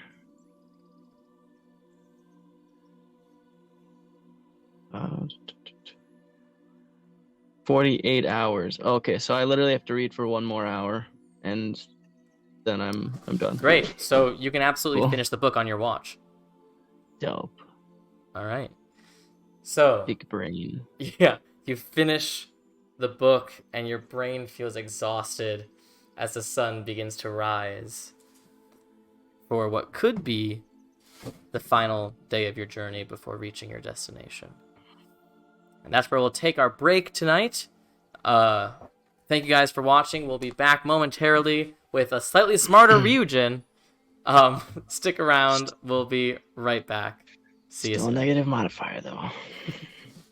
And we are back. Hello, welcome back. As a refresher, if you came in a bit late tonight, A, I got engaged this weekend. B, it's Elizabeth Ilmay's birthday today, so put some Ilmays in chat. C, as I've been saying for the last a little bit over a month, I'm in the Red Opera campaign over on FableForge RPG Twitch, excuse me. Twitch.tv/FableForge RPG. Those episodes are every Tuesday. Last episode was a frickin' blast, and I'm super excited for tomorrow. So check that out if you haven't checked out the Red Opera yet. But, more importantly, let's get back to Drachmae and Demigods here. So, you guys pack up your campsite from the previous night. Let's get some music going. Pack up your campsite, and that's how Phelan's brother do. That's absolutely right. That's a Red Opera joke, if you guys aren't caught up. It's an inside joke. So, as you guys begin your journey south once again, who would like to roll me a d20? Did I get to skin that griffin? You can if you want. I want to harvest them. I can roll the For like D20. overnight. Sure. I mean, you can harvest them. The hide isn't particularly strong in any way besides an animal pelt.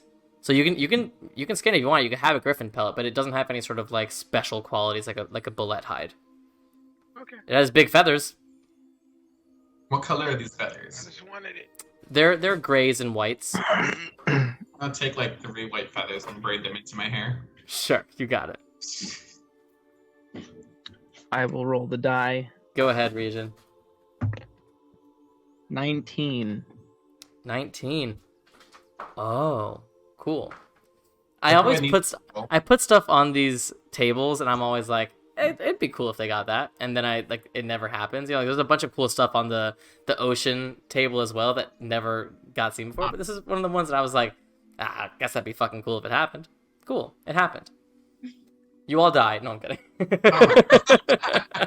There is a triple tornado cyclone that just comes down right over you, and Yeah. you're dead.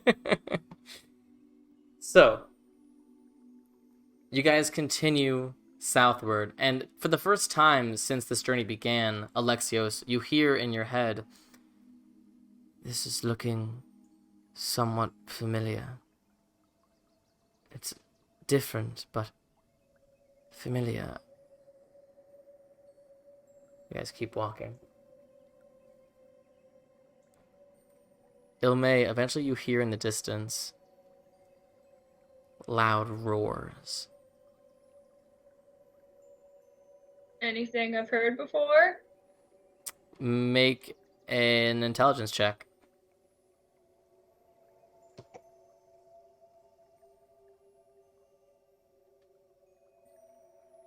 $21. 21. It doesn't sound exactly like something you've heard before, but it's similar in timbre. But you're unsure until you see this massive shadow come over you guys, and you look up and you see swirling around each other flashes of silver and red as they fly past you in the midst of a fight, and they're gone over the mountains.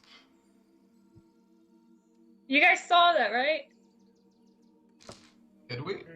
Yeah, you guys all saw the shadow, and you Oh, could look up sure. and see the two dragons flying past.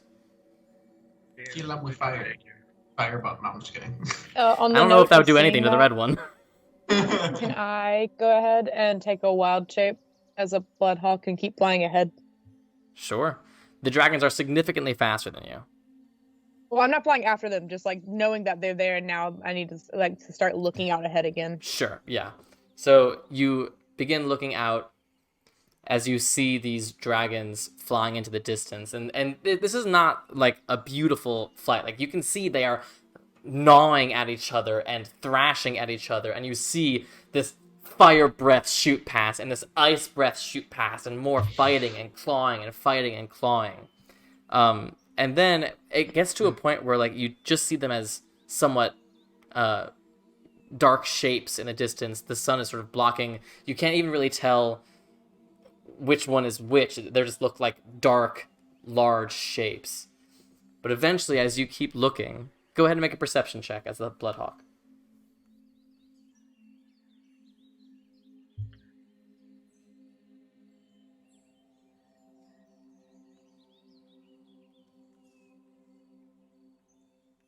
The 26. 26. You do see one of these dark shapes at one point get kicked off, and you see the wings begin to spread, but something happens to one and it just falls, and you see it no more. And the other one flies off into the distance. Oh shit. I'll make a note to tell everybody about that later. Let's keep going. I will say also with that perception check, Anora, in the distance, you see something a bit strange. Stranger than two ancient dragons. You see two large peaks rising out of the mountain range. Almost identical in shape. But one of them, it looks as if the tip of the mountain has been shoved and is crooked. So instead of two perfect points, one is askew. But they're very close together. About how far away is it?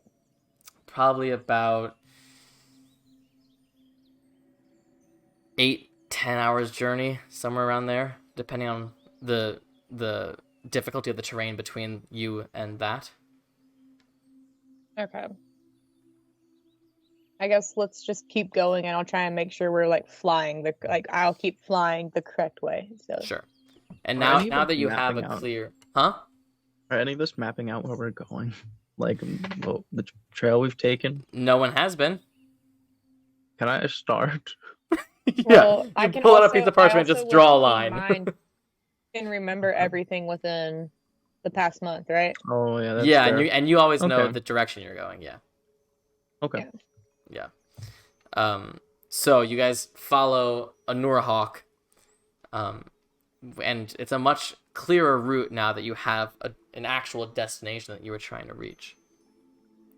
And Alexios, you hear in your head, yes, not far now. I remember there's just the one temple, but there were other beautiful centers of respite and tranquility on this path.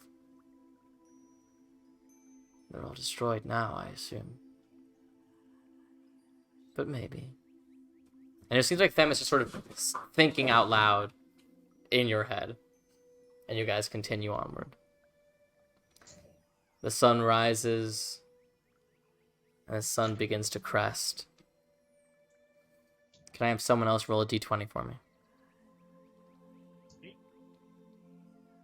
Can I try stealthily bringing a feather into Ilme's hair?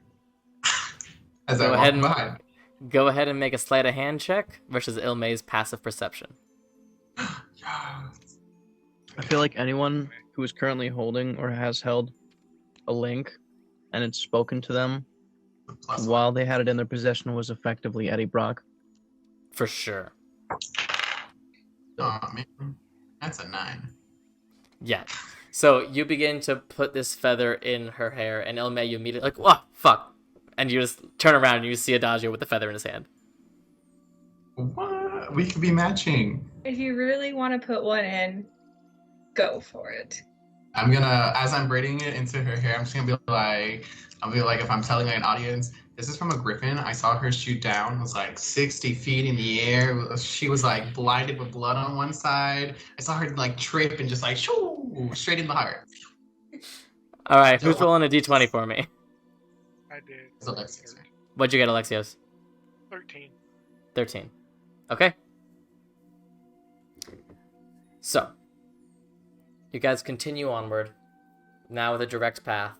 Anura, you see up ahead, after you guys have been doing this for a couple hours, you see the terrain somewhat change. You've gone a long way without trees or vegetation here, and you do see some of that beginning to come back in, some greenery, and it's a welcome sight. Make a perception check as a hawk.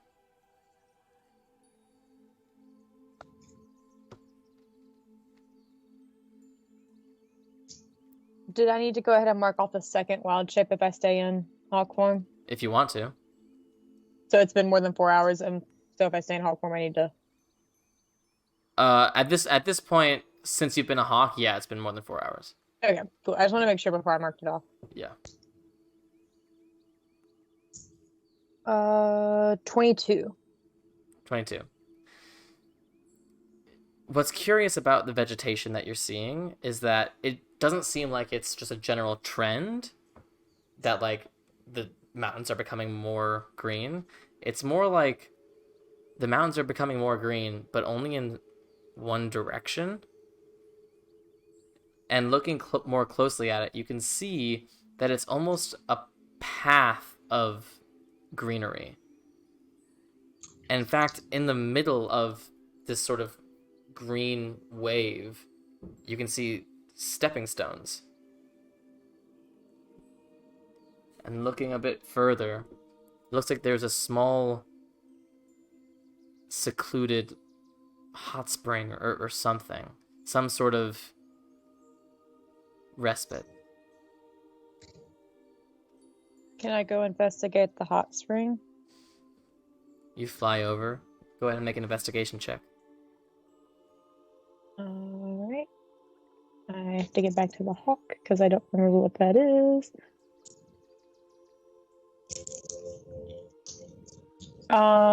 That one would still be whatever mine is, right? Yeah. Okay. 21. Okay. So, you look around, and it is very clear upon getting a bit closer to this hot spring that it is very old, ancient. You see what looks like they were probably at one point stone busts or statues or something that the wind and elements have just sort of withered away, so they're just sort of the idea of humanoid shapes now. Face is completely gone, any sort of defining features completely gone. A lot of them have cracked or are missing entirely. There's moss over a lot of them. But all of this pales in comparison to what you see in the hot spring.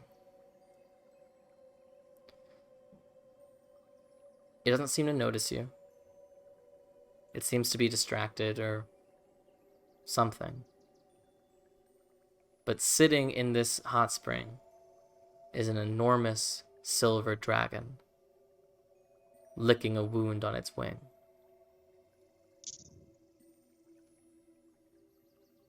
Is this on the path that we have to take? It's not directly on the path, but it's maybe like 30 minutes out of the way.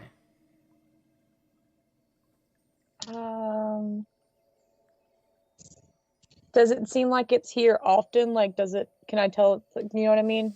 Go ahead and make an insight I don't check. know how to explain it. Okay. I was like, I don't know how to explain it. Yeah. Oh god, I'm glad I have high insight. 18. It's unclear. The spring is large enough for it, so it's possible that this is not the dragon's first time here. It does seem secluded and peaceful, tranquil. So it's unclear if the dragon spends a lot of time here, or if this was just a peaceful place for it to rest and check out its injuries. Okay. Can I like slowly move towards the spring as the hawk? Sure. Go ahead and make a stealth check. Okay. I wasn't trying to hide per se. I just don't You want to said, startle it. That's You fine. said a silver dragon, right? Silver. 17. 17. You slowly make your way in your hawk form a bit closer, and you see a beautiful silver head emerges from this massive wing. Who goes there? Can I talk? As a hawk, no. Like, is it in like my head or was it out loud? No, that was out loud. Oh,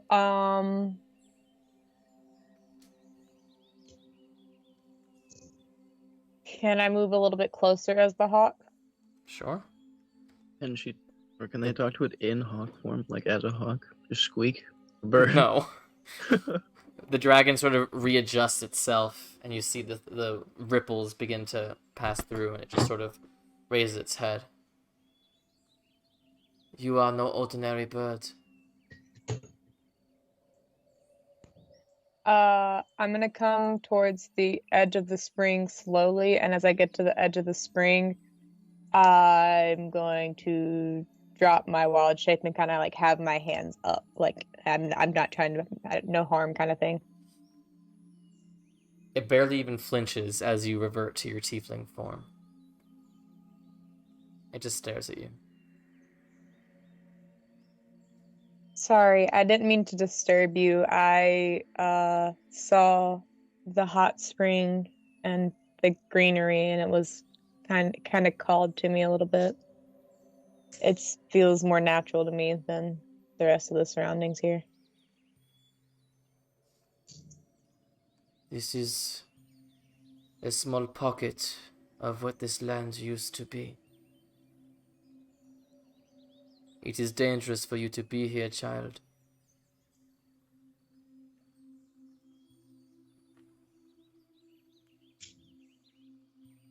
I've gathered that.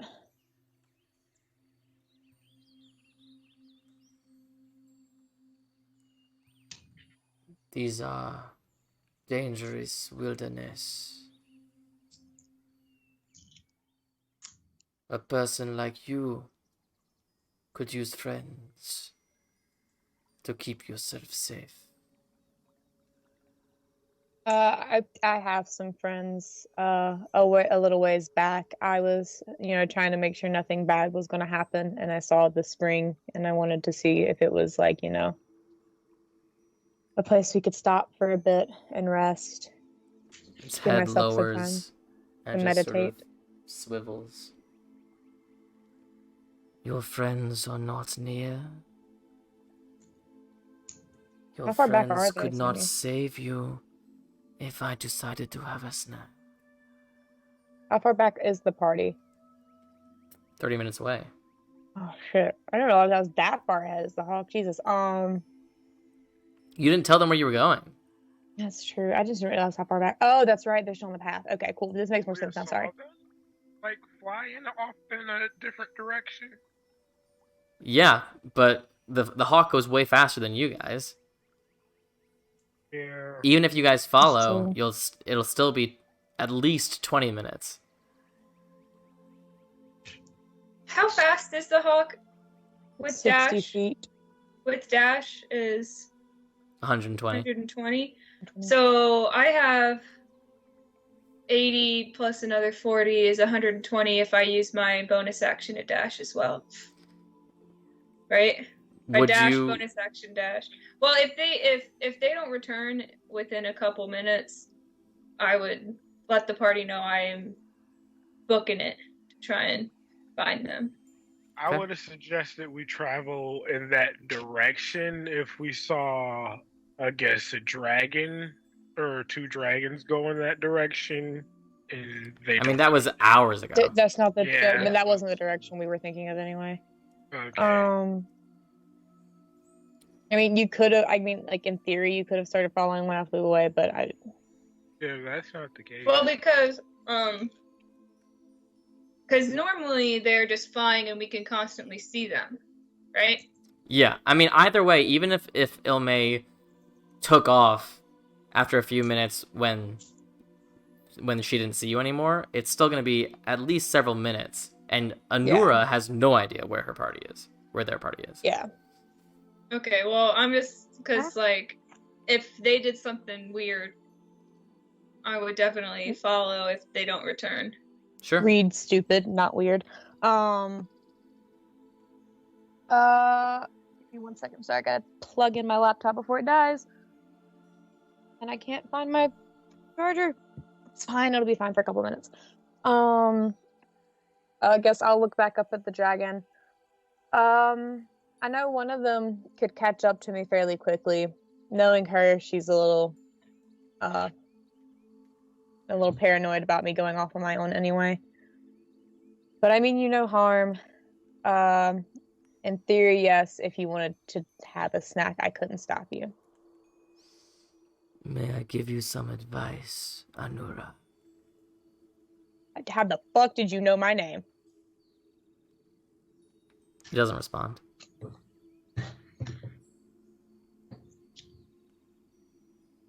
Yes. You can give me some advice. Community is the only thing that keeps us alive on this isle. Connection. You believe you have friends in your adventuring party, and yet you travel alone here. You know not where your party is, how close or how far. Tell me, how safe do you feel in this moment?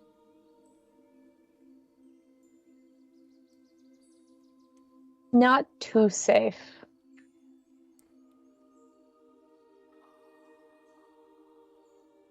You just see some sort of gas pour out of this dragon's nose and almost glide along the surface of the hot spring. I need you to make a Constitution saving throw, please. Oh,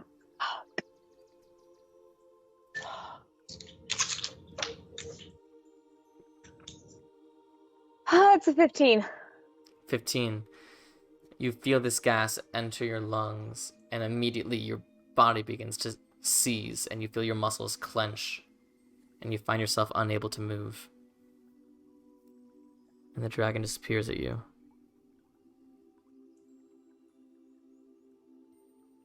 Not many see me in this form, child. Not many see me weakened.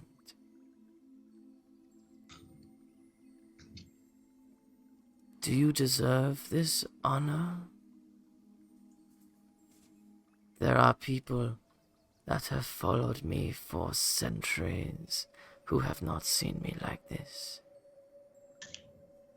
And yet here you are, in a private space. If I was to cast a healing spell, would it heal him? Unclear, you're paralyzed. Well, because, Aura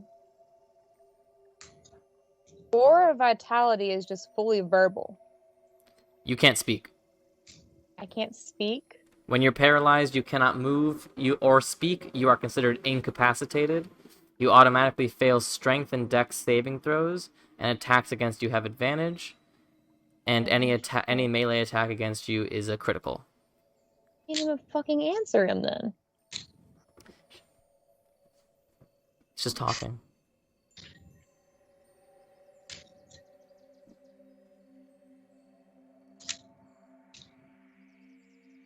Anura. Perhaps we could make an arrangement. I do not kill you. I do not eat you. And in return, you become part of my horde. I collect you. I take care of you.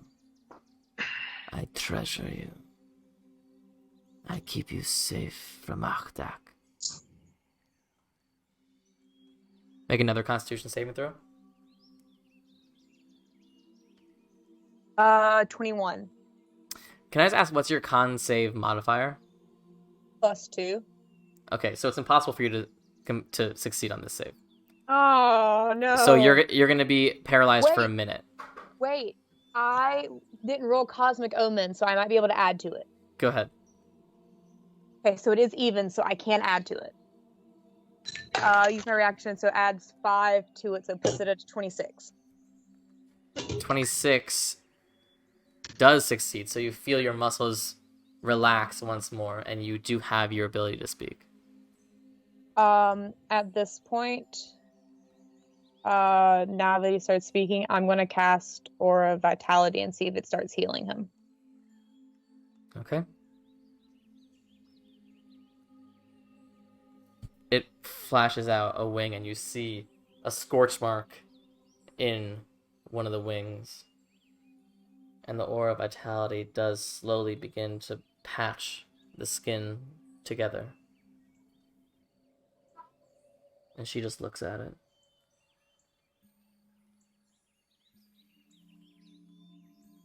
You would be a wonderful addition to my collection, Anura. Come with me. We can give you a home. I don't even know what a home is most days, so... You enjoyed breakfast at my table. You know what a home is.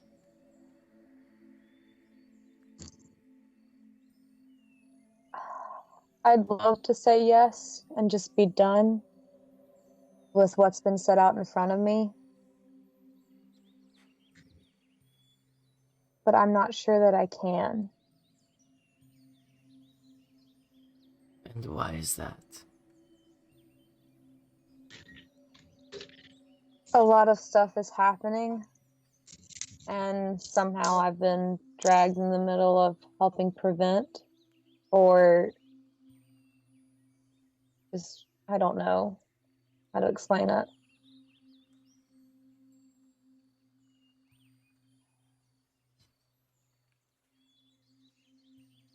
You carry weight on your shoulders, child. I have carried weight on my shoulders for millennia. Release is the only way to happiness. The world will keep on spinning. I have fought Achdak for centuries. And even though he still lives, the Isle stands. We are stuck in this world, all of us, together.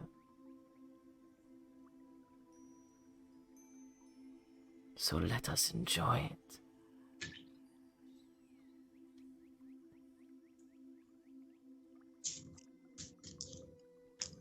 Is there any other deal we can make besides me joining you? I can't just abandon them after they've already done so much for me. They saved me from myself.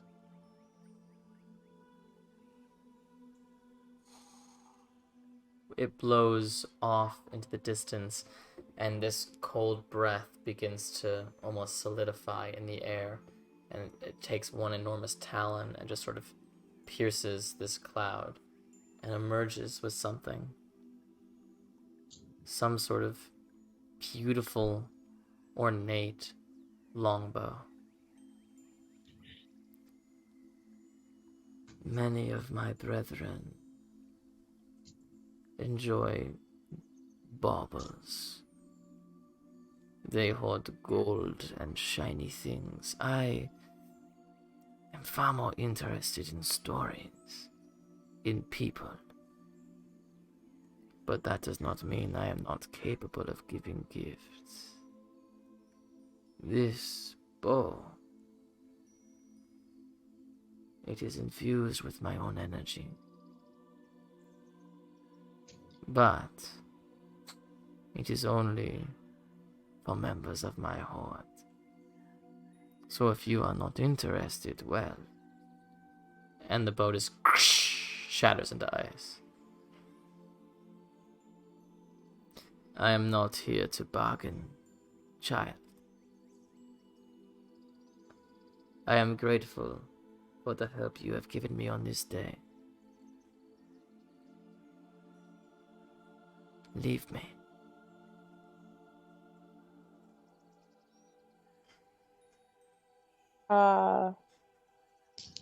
Has it fully healed like this whole time with Aura Vitality? Because it's just kind of continuous as it been his Yeah, action. it's slowly been healing, and now it looks fairly good. Okay. I'm gonna make sure it heals like one last time for like whatever little bit it can do. I'll look at him and say, "Thank you for the offer of family. I will keep it in mind if this quest ever comes to an end." And as I'm getting ready to leave him, I'm going to use Druidcraft and just make like a little bouquet of like flowers that are native to the Forest of Artemis and leave them with him and then go back towards the party. As you leave, she calls after you. Your quest will find an end, child. But it will be your end.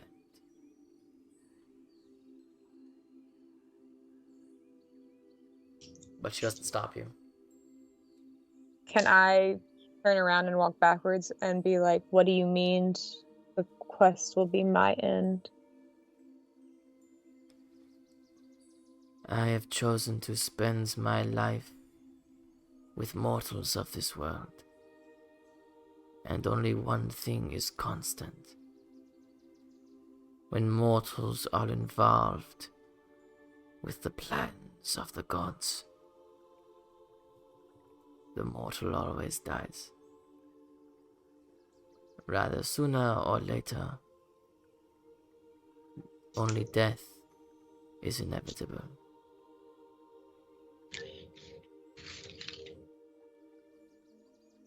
How did you know my name? You shook my hands, child.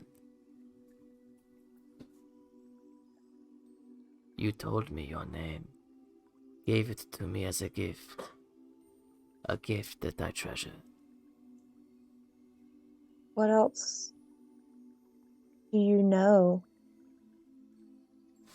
A great deal, child. Join my horde and I will tell you the wonders of this world.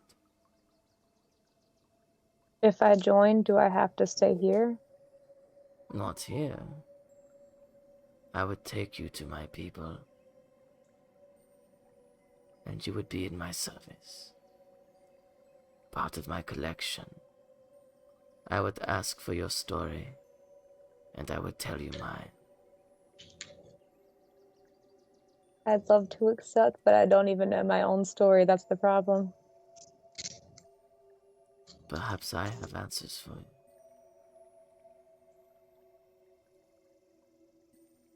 Yeah, I've had someone promise me answers in exchange in a deal before, and I didn't actually get them. So I promise nothing. Only mine own experience and the stories of all those who have been members of my horde over the years.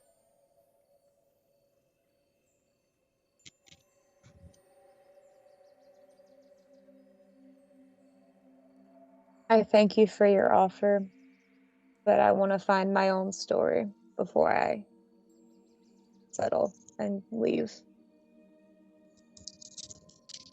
There will be a spot for you in my horde, if you should change your mind.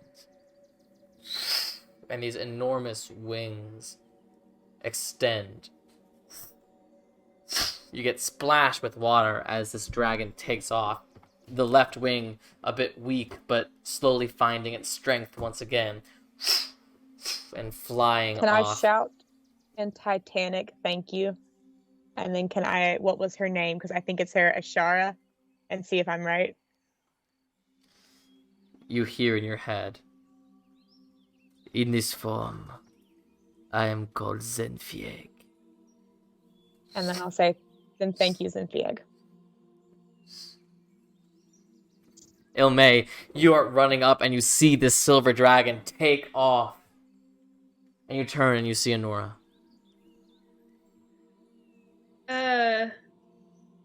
How did you escape that? We just talked about a lot of stuff. I healed her wing. And yeah.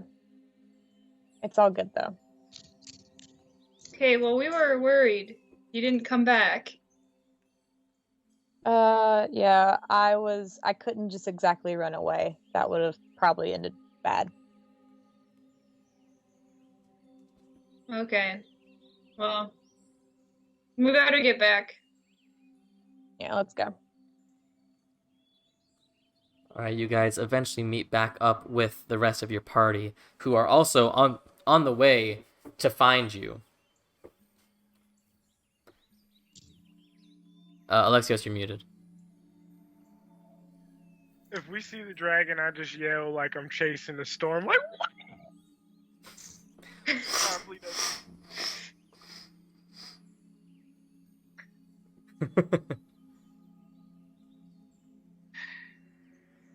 Does Honora get back yet? Yeah, so you guys see Anora and Ilme coming towards you. What was it like? Did it talk to you? It was beautiful. Well, I just saw her flying away. You gotta ask Nora for that. 1 second, I'm trying to plug in my laptop before it dies. And my longboard fell, and that was what was holding things up. So, okay. Got it. Yeah, I talked to it. What was it like? Did it tell you where it lived? Does it have family? Yeah, it has a family. Like What? Baby dragons? What's it name? Or wait, I know Zinfieg, but it did it say anything? Does it know about us? Is it okay? Did it lose a fight? Yeah, it's fine. Part of what I ended up doing to leave so that I didn't, get eaten or something, I ended up healing it as much as I could. So metallic dragons generally don't kill on a whim. They're good. So you're probably safe. You're probably like top safest place on the island. I mean, unless you pissed it off. Did you do anything inherently evil around it? No, I did not. Oh, yeah, you were.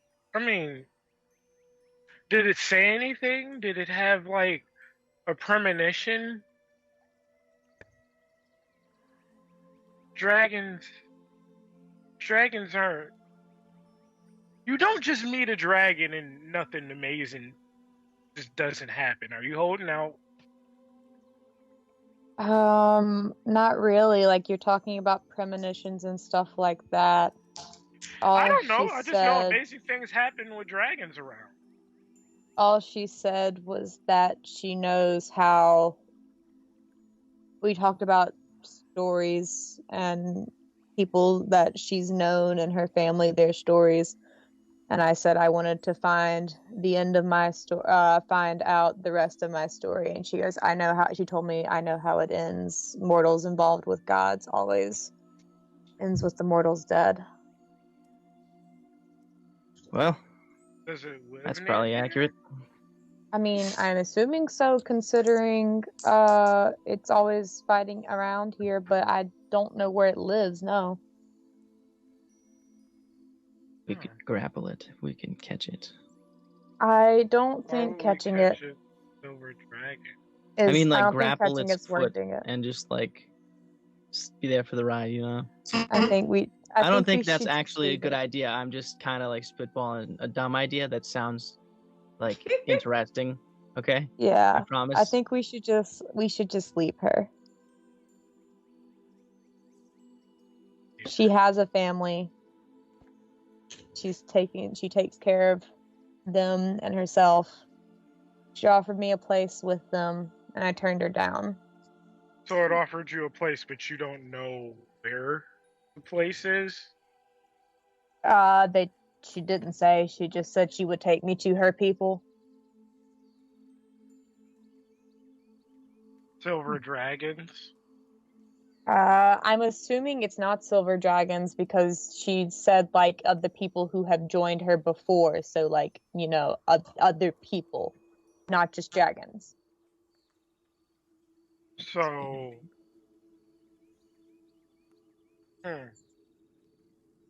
So, a dragon that collects people? She said that Near most here? beings like her. Like a hodgepodge community of some... Who knows? I don't know. She said that most dragons collect valuable objects and stuff like that, and she collects stories. Which, of course, put me a little on edge, considering Mnemosyne and all that mess. I want to, like, in head communicate with Themis Sure. and just... Do you think there's a chance that a dragon could have made your temple home? Anything is possible. But the silver dragons fought against me and my brethren in the Divine War. It would be setting up camp in the enemy's territory.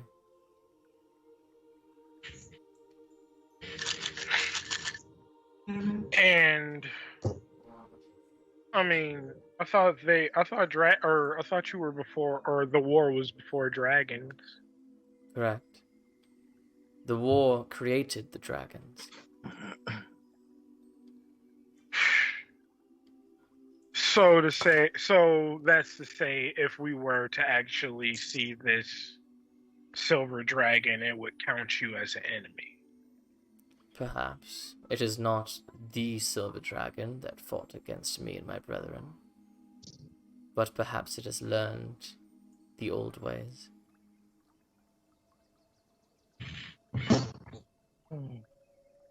And in the event that the red one made its home into your temple, or made its temple, It is also quite likely. It might be comforting to be around the energy of the Titans. But I do know that the red head of Tiamat was always the one that liked to roam. Probably has spread that seed to all of its descendants.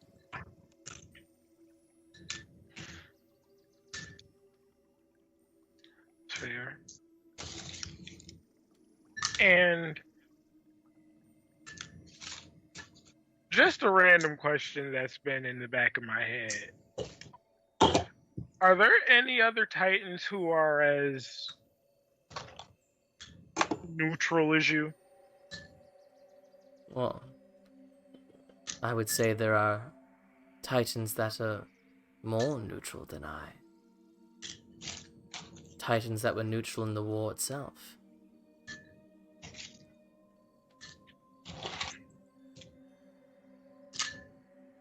And what makes you think that the Titans are the best to lead? Because I have seen peace under our reign.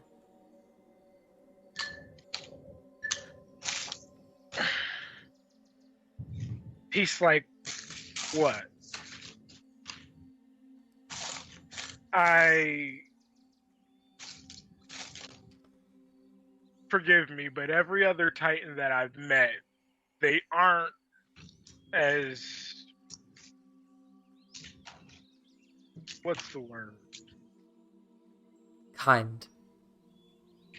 Good. There are a great many words to describe me that would not describe my sister Mnemosyne. If she is your only experience with Titans, I do not blame you for your prejudice.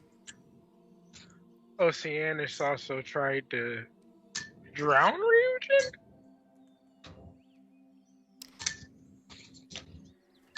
Oceanus, Mnemosyne, Kronos. I would not dare say that my brethren and I are blameless or perfect. We have flaws, much like your gods have flaws. But we do not deny them. Your gods believe themselves to be superior to you merely because they are immortal and powerful. The best of us, the best of the Titans, never believed that to be the case.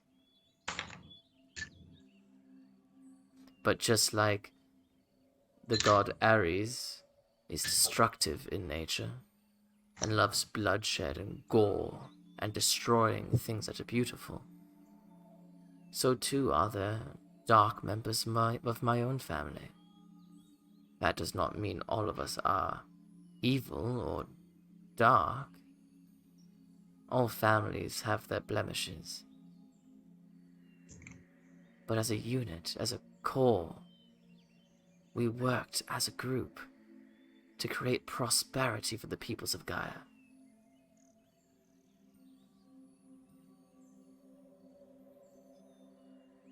I just ask because when Adagio killed that Goliath, you seemed displeased.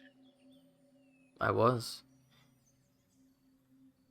But do you agree with every action that every Titan has made? Of course not. Did you agree with Kronos eating his children? No. So, as someone impartial but still part of the group, how did you deal with your brethren? There is no morality without law, and law without morality. Kronos was our leader. I could give my opinion on what he did, but I could not rule over him. He believed a prophecy, and so he did what he wanted to do to ensure that prophecy did not take place. But clearly there were differing opinions on that particular behavior, even by his own wife. But Kronos is a strong personality. When he gets his head set on something, he cannot be convinced otherwise. It is not the duty of a judge to stop others from making bad decisions. It is our duty to judge them in the aftermath.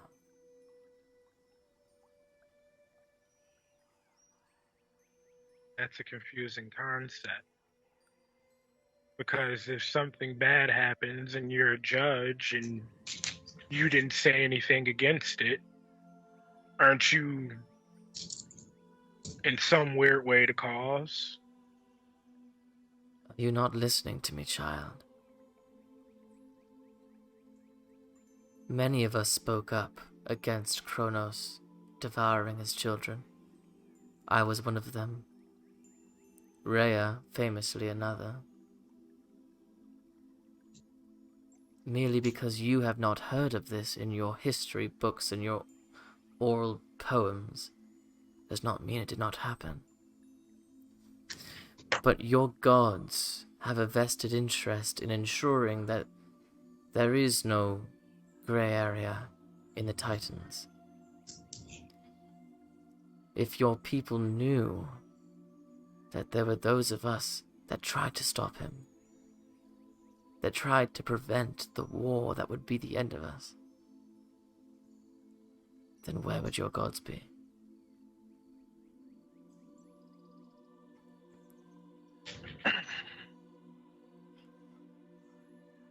That's a good question. But let me ask you another.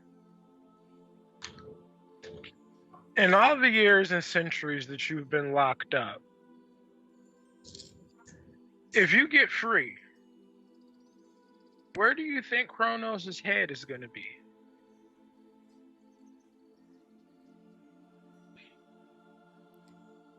Kronos will seek retribution and the return of his crown.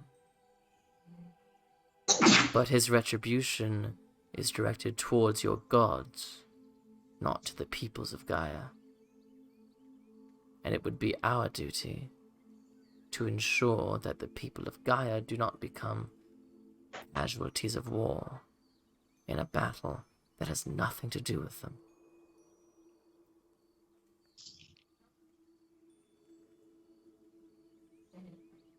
So, by us taking you back to your temple, what we're leaving ourselves open to is you possibly finding a way to get and release the links anyway. And the rest, or humankind, hoping that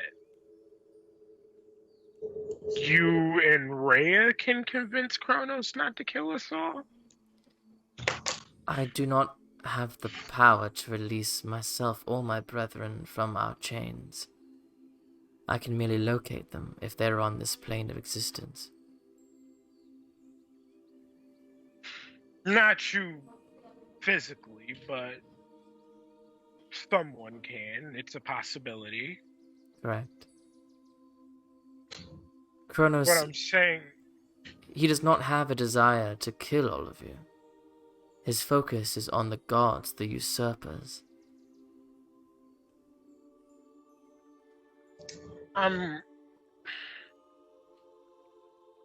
and well, out of character. This, like, the war did happen on Gaia. Like, Oh, yeah, I mean, the divine battlefield is where it happened. okay, just making Yeah. sure. Yeah. So yeah, Alexios is just gonna point out, like, the aftermath and the fact that the war did shape Gaia as it is. You are a child who does not know your own history. Did you know that there was no Olympus until your gods created it? When we ruled, we did not rule from Olympus, we ruled from here. Back during the Divine War, there was nowhere else to fight but on Mother Gaia. But now that has changed. And I know when I am reunited with my brethren, that is what I will advocate. If this war is to continue, let it continue on Olympus, far from mortal beings, far from collateral damage. Just us, immortals, fighting for control of the universe.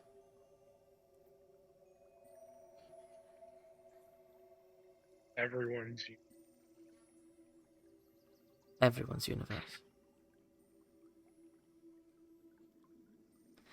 I do not blame you for having prejudice, child. You have been taught your entire life one thing, and I am telling you another. But do as I do, and keep an open mind to new information.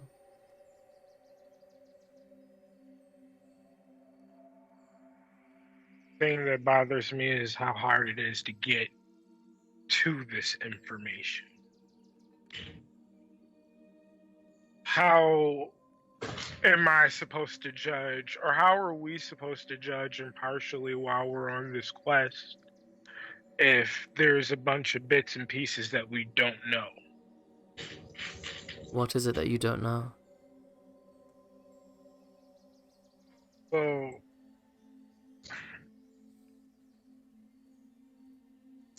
for one,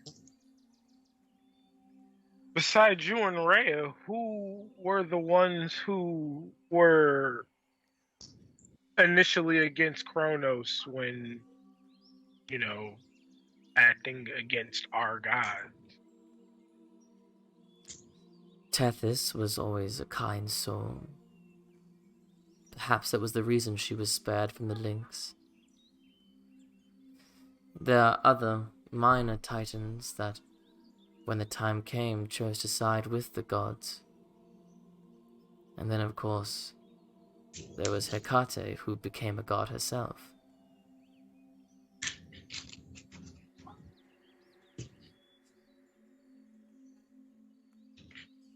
I was writing that down.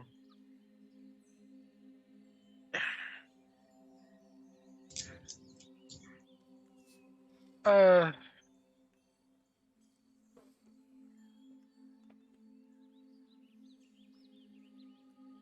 sorry. Uh,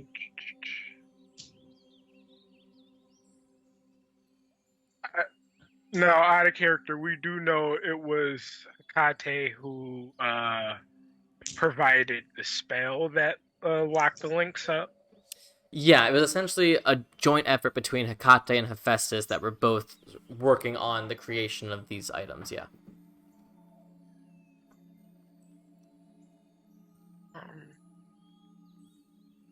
I would hesitate to just call it like a spell. It's more of a series of interlocking enchantments.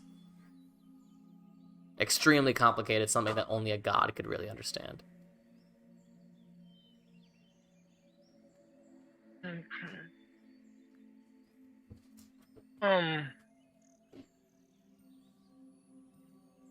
And we're going back. We're going to figure out the location of the links.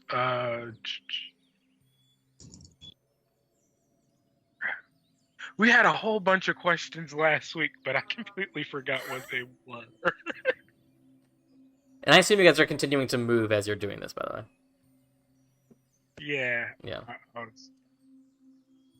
Oh, and my phone died, so I can't even look those up.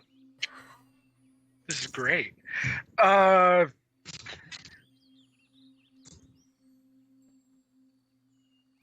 can't think of my question.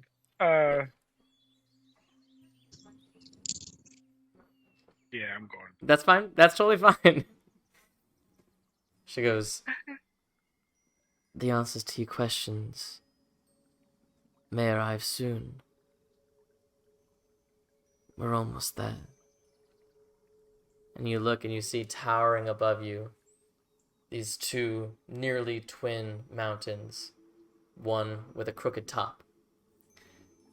Probably another 2 hours to go before you reach the inside.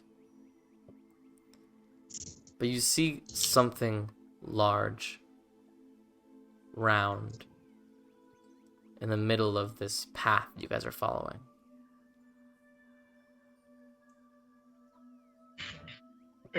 All of you see this. Sure. You approach it, and all of you sort of get a bit closer to see. It's worn with age. It's old. But it's unmistakably the head of an enormous statue that has long since fallen off and rolled and rolled and rolled to end up right where it is right now. But the helm is unmistakable. This sort of horned, intense helm looks to be the head of Ares. That's just rude. I mean, I'm going to assume it was when the people took over Themis' temple, they erected a statue, and they probably didn't keep up with it. I mean, it's a long trek to get here.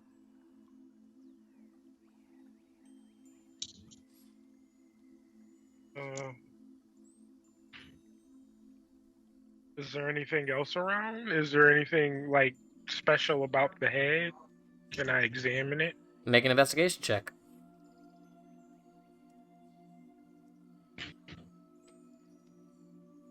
Mm-hmm. 23? The head is solid marble, aged.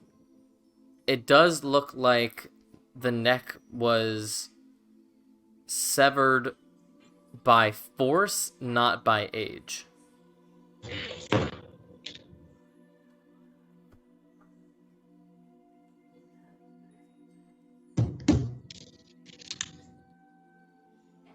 Is there? Can I look to see if there's any large creatures around?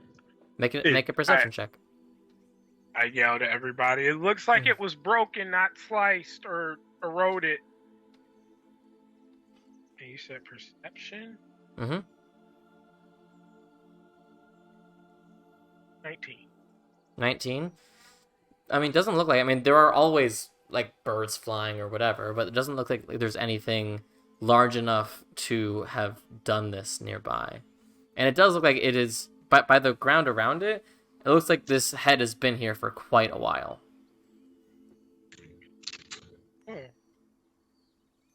False alarm, it's been here a while. Just be cautious. All right. You guys continue moving as the sun begins to set.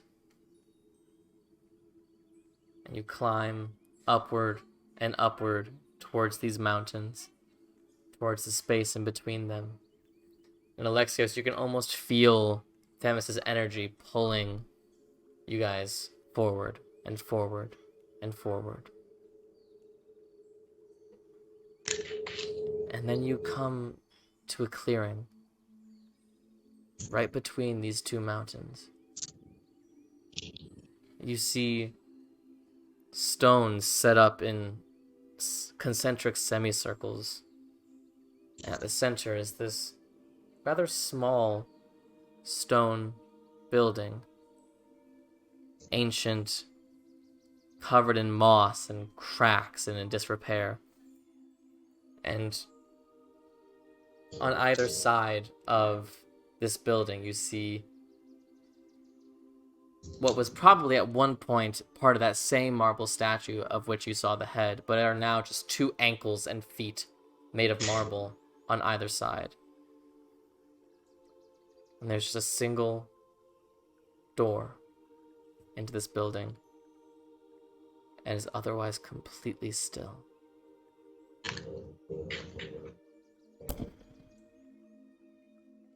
The ground seems to shake beneath you.